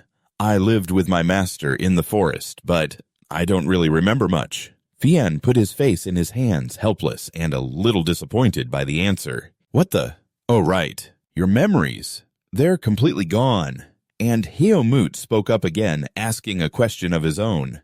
Anyway, what do we do now? It seems like there's no more danger. Fian immediately returned to his commander-like demeanor and spoke. First, we're getting out of this forest. He mentioned the traitors. We need to find the ones who left ahead of us. As soon as the other members heard mention of that mercenary squad, they immediately turned red with anger. Yeah, those bastards. The moment I see them, I'll deal with them. Fian's gaze once again fell upon Hyomoot, and a question was posed to him. Hyomoot, what will you do? Hyomoot answered honestly, I don't know what we'll do after we get out of the forest, but I'll still follow you. After all, I don't have any money. Hearing these words, Bin couldn't help but exclaim, Why does this pragmatic attitude feel so weird in this insane situation? And for speaking faster than he could think, he was quickly taught a lesson by Tanya with a punch. Hey, shut it. Finn gave a concise reply. I see. He turned his head, calculating their next move. Well then, his next words laid out their temporary plan. Let's follow the ones who left ahead of us. That's the best way. The surrounding scenery remained unchanged. As they moved, someone said, "I got a good rest yesterday, so my body feels so light now. I think my wounds have all healed too." Tanya bent down, examining the tracks on the path. "This way." "That's right." However, she remained vigilant and continued, "There are a lot of footprints here, but I can't sense any noise or vibrations." She presented her thoughts to Fien. "It looks like they ran through the night. They must be at the edge of the forest by now, right?" He replied seriously, "Based on the original plan, they'll rest at the first village out of the forest. We'll probably run into them there." Ain exclaimed excitedly, "The first village, huh? That'll be the perfect stage for our revenge." They all thought of the same thing, beating every last one of them to a pulp. They'll be so surprised to see we're still alive. Man, I can't wait to see that Gams Miles guy, trembling in fear when he sees me. I'm ready to tear them apart. Bin scratched his head, wondering, the reward is really tempting. What should we do about this mission? His words made them wonder. That's right, there's nothing left to protect now. Tariq already took all the important items. But while they were all chattering, Heomut remained silent, observing. Only the food cart is left. He glanced over, sensing something was off. This noise is... Then, without a word, Heomut suddenly moved. Bin called out in confusion, "Heomut!" His eyes narrowed with caution as he looked in one direction. Tanya then wondered, "You can sense something." Sin, who was nearby, shrugged. "Sense something? I don't feel anything." Heomut replied calmly, "I feel the energy of demonic beasts around here." He concluded, and with that, he partially simulated the events. "It's a battle. I think the Tarek mercenary team is involved too." Shin got excited at the thought of meeting his rivals again. Those damn bastards, perfect. But Tanya wondered about something more important. How far are they? Heomut calculated, then answered concisely. "At this rate, about an hour. The leader is there too." Fien asked in disbelief, "Wait, you can sense something that happened an hour's journey away. Just what is your level?" But Heomut was already striding forward. "If we hurry, we'll save time. Tarek will be able to hold them off until we get there." Sin sighed in frustration. "God damn it. We have to face those monkeys again just to save those Tarek bastards. Can't we just go now?" And he got a punch to the face from Maros. "You idiot. We have to get our stuff first." Fien was the next to speak, correcting their attitude. "We are mercenaries, not vengeful spirits. The most important thing is to complete the mission." He reminded them in a low voice, "Worry about the job first, before you think about those Tarek bastards." Tanya adjusted her hat slightly, smiled faintly, and agreed. "Yeah, we're the Faith mercenary team. We're completely different from those selfish, cunning bastards from Tarek." And they followed Fien forward. "All right, let's go. Protect the client and the item." The situation ahead was exactly as Heomut had described. The mercenary team was struggling against the demonic beasts. One of them charged straight at a guy in the group. Pao struggled to command the formation. "Right flank, hold the line." He brought his weapon down on a demonic beast's head, then panted and cursed under his breath. "God damn it. It's only been one day." He staggered a bit. Just then the leader beast appeared behind him. His eyes darted back as he cursed inwardly. One obstacle after another. "I didn't think they'd be so persistent in chasing us." That demonic beast kicked and killed a member of Pao's team. Isn't the Faith mercenary team enough to satisfy them? It opened its mouth wide, roaring menacingly. It clawed at the spot where Pao was standing. Luckily, he was agile enough to dodge the blow. Pao's eyes glanced in one direction. He decided to use his comrades as bait to achieve his goal. "I have to run." He landed behind Max, then said in a low voice, "Hey, Max." He replied curtly, "What is it, Pao?" Pao began to explain, "At this rate, everyone's going to die. If we try, we might be able to handle the small ones, but not the leader." A piece of evidence was presented along with his words. "Look at their strength. I think the Faith mercenary team is already done for." It was as if Max understood the meaning behind those words. He nodded in agreement. "Yeah." Then he despicably made a suggestion. "If we run right now, all the witnesses will completely disappear." Max, who was beside him, listened to these words. "Our reputation will be safe." And he couldn't hide the smile on his lips. "That's a good idea." An immediate command was given. "Disperse immediately." Pao and the team members reacted instantly. "Huh, what are you talking about, Max?" Another person asked in confusion. "What do you mean, disperse?" But the figures of the two traders had already passed him. They watched the backs of Pow and Max as the two of them left, and Miles's face turned pale with fear. Outside, calls for Sir Miles could be heard, but he was already gone in spirit. Oh my God! At that moment, the carriage shook violently. Miles was endlessly blaming himself. I made the wrong call. The moment he put his trust in the Tarek mercenaries, everything went wrong. But even as the roof of the carriage was smashed open, he was still lost in thought, telling himself he should have known it would come to this. Just as we were abandoning the mercenaries' face, the form of the leader, its mouth full of strawberry syrup, appeared. It reached out for him. Miles trembled, scared out of his wits. He was certain of one thing as he witnessed the monster chomping down on the people beside him. "We're done for." Miles's face went pale. He stammered a few meaningless words. "Everyone's gone. We're all going to die." Meanwhile, the monster kept grabbing people and eating them until a familiar voice rang out, making it pause. "Hey!" Helmuth rushed in from a distance. He charged forward with a warning, "Put him down!" As Helmuth rushed to attack the beast, it lunged up at him from below. Helmuth's eyes remained vigilant. His sword plunged straight into the beast, knocking it back several meters. Helmuth spoke again in a low voice. "I said, let him go." The beast flinched, and the hand holding its prey froze. The next second, it tossed the person away. Helmuth gracefully spun around and caught the man. His eyes scanned the area once. Fion's words echoed in his mind. "Helmuth, why don't you go on ahead and check the situation? He's counting on me. I'm a little worried. It would be better if the Tarek mercenaries were all gathered." "But they've already betrayed us once." Fion's reasoning was persuasive. It could easily happen a second time. That's why Helmuth had nodded in agreement. "All right." As he set the man down, Helmuth thought to himself, Fion was right. If we had been any later, the merchant would have been a goner. He stood on the roof of the carriage, faced the monster, and declared, "My vis has returned. Now all that's left is to fight." As soon as he finished speaking, Helmuth bravely charged towards it. "Then I'll give it my all." Man and beast clashed mercilessly. It let out a furious roar. Instantly, several smaller beasts swarmed in from all directions. Helmut's eyes widened, his vigilance at its peak. He cautiously yet swiftly delivered multiple slashes. The smaller beasts were still stunned. The one still alive struggled to charge at Helmuth. Suddenly, the leader roared once more. Helmuth observed it, making a silent assessment. "This is the strongest demonic beast I've ever encountered outside the forest, but I can still beat it." His magical energy coated the entire blade, and in an instant, it grew much longer. "I just can't let my guard down."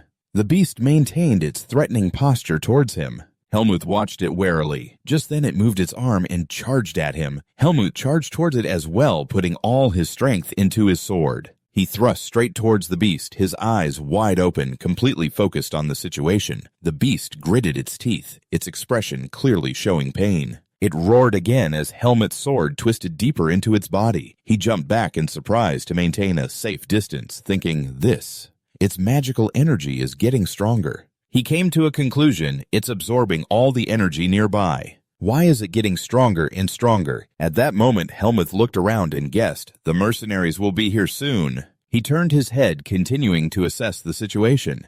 If they rush in to help, they'll definitely be in danger. I have to try and end this quickly. The beast roared fiercely again and charged at Helmuth, forcing him to leap high into the air to dodge. The beast glanced up as Helmuth launched a counterattack with his sword. It roared, its contemptuous attitude clear. Helmut's eyes widened in surprise as a new strategy instantly formed in his mind. Fighting with normal strength won't work. In that case, more and more magical energy coated his sword. Helmut's eyes were glued to his prey as he thought, more power. The beast was also aiming for him as it charged. Helmut's sword once again swung down powerfully. His eyes never left the target, his mind calculating everything.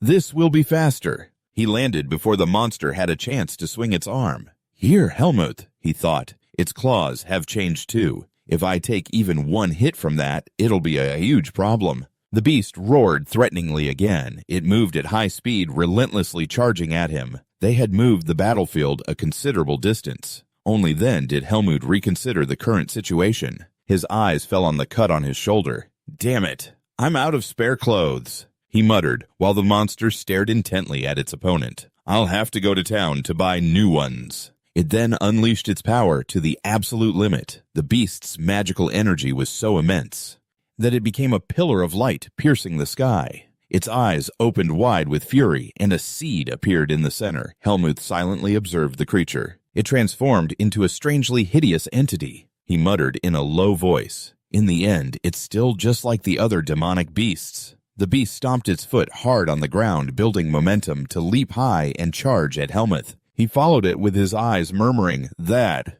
A memory was triggered. "I've seen that somewhere before." It was very close to him now. Helmuth smirked, comparing its attack patterns. "It's similar." The beast's wide-open eyes reminded Helmuth of an old foe from the primeval forest. The shadow of Nahog flickered within this beast. Helmuth tightened his grip on his sword, concluding silently, "Like Nahog." Then Helmuth remarked aloud, "Even after absorbing all that magical energy, you're still weaker than him." Helmuth's eyes followed the beast's movements. It struck at him with a full-power blow, forcing Helmuth to retreat. The sword in his hand shone brightly with power. He raised his magical energy, preparing to counterattack. Just then, about 20-something members of the mercenary team were rushing up from behind Helmuth. Bin shouted in alarm, "Helmuth, are you all right?" And they were even more astonished when they witnessed Hiomut standing next to the monster that had been torn into pieces. "What is this?" Fien was the first to speak. His expression was one of pure shock. "Did you take them all down by yourself?" Hearing this, Hiomut quietly admitted, "Yeah,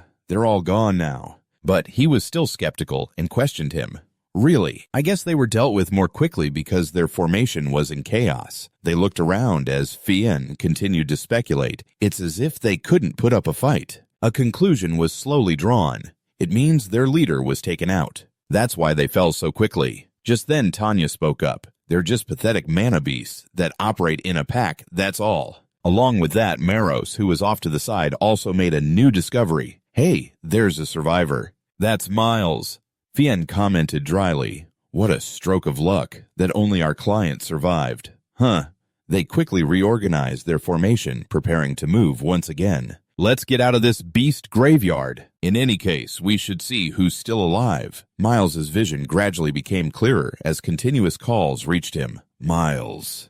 He slowly opened his eyes, whispering, "Is this the afterlife?" But what greeted him was Fien's stern expression. Miles's whole body trembled with fear, his face turning pale. "Fien, I'm so sorry. I shouldn't have abandoned the mercenary group like that. But Bao, he threatened me." A stream of apologies poured out, although I'm a little glad I can apologize to you after I'm gone. And it was Fien who gently cut him off. "Miles." He stopped abruptly, a look of confusion clear on his face. And Fien spoke again. "Get up." "You're not dead yet." Even so, Miles still couldn't believe it. He stammered, How can I still be alive?" "That mana beast. What happened to it?" Hearing that, Fien answered succinctly, "It's gone. You can forget about dying for now." Hiomut, listening from a corner, had his own thoughts about this. Keeping secrets, huh? Finally, when Miles accepted the truth, his eyes immediately welled up with tears. He clasped his hands together earnestly. "Oh my God, you saved my life." Then Miles looked up again, his expression a bit hesitant. Fien stated grimly, "Let's talk about the finances." And at that moment, Miles froze as he remembered the debt he had to pay. Reality finally came crashing down on me. A piece of paper was handed to him, and Miles's hand trembled as he read its contents. He cried out in shock. 80% of the profits. Just then Fien slowly explained, "We're only asking for 80% because you've already suffered a loss. You should be grateful for that number, considering what happened during the mission. Not only were we betrayed, but we also saved your life." Hiomut didn't say a word from beginning to end, letting his leader make the decision. Hearing that Miles couldn't help but stammer, his face went pale as he hesitantly proposed, "How about 70%? That would be more accurate considering I have to compensate for those who were lost." But he was met with a blunt refusal. "That's your problem. If you don't want to, then just leave. Because we're holding all of your cargo right now. Good luck." In the end, Miles had no choice but to agree to the proposal. "All right then. 80% it is." Fien replied with satisfaction. "Very good." He didn't forget to add, "In that case, Listen to this first. They all turned their eyes toward the carts, voicing the question they'd had from the start. What is this cargo, and where are we going? Especially with so much danger ahead. Miles hesitantly explained, "It would be terrible for me if news of this got out. It would be the end of the Bhutan Merchant Guild." But Fien remained firm, assuring him, "We are the Fazolan mercenary group. You shouldn't worry about that." Unexpectedly, the worry in Miles's eyes didn't lessen at all. On the contrary, it grew even more. "You mercenaries will be in danger too. Do you really want to know the truth, even though it's dangerous, Fien? Then explained clearly. If it's a mission where we know we'll be in danger, shouldn't you have made that clear to us from the start?" Miles was momentarily speechless at this declaration. Then he let out a long sigh, reluctantly agreeing. "It's not like it'll help to hide it now." Miles began to explain the client we are about to meet is a mage. His name is Antion. The name, as soon as it was spoken, shocked both Jin and Maros. Antion, the archmage Antion. Yeah. Miles's face grew even paler with fear. That's right. As the story was told, Fien stroked his chin thoughtfully. So, he's the one who hired a merchant guild and a mercenary group to cross the Mana Beast Forest. I suppose he couldn't ask the swordsman families. Just then, Miles continued to explain. Actually, the origin of the cargo we are transporting is a place mages are forbidden from entering. It's the Lumen Temple. As you know, that temple holds power beyond imagination. A group of people there defeated the Demon King 1,000 years ago, although it's not what it used to be. He continued, while they were the ones who protected the world from demonic magic during that time. They went too far. The dark side of these people was laid bare as they sought sacrifice and power, all in the name of protecting the kingdoms. They followed their laws in exchange for divine power, but Behemoth was on the side secretly listening in. They could never control that sorcerer. They were always looking for a way to control him. Miles didn't stop there. While they were busy fighting amongst themselves, the sorcerer found an artifact to study, to find a way to fight back against them. If they ever found out that the merchant caravan from Bhutan was the one that delivered that item then, and at that moment Vafan finished the story for him. The merchant caravan would be annihilated, but Miles, sweating profusely, clutched his head in despair. It wouldn't just be the merchant caravan. Anyone connected to it would be in danger. Under the influence of the throne, no one can escape.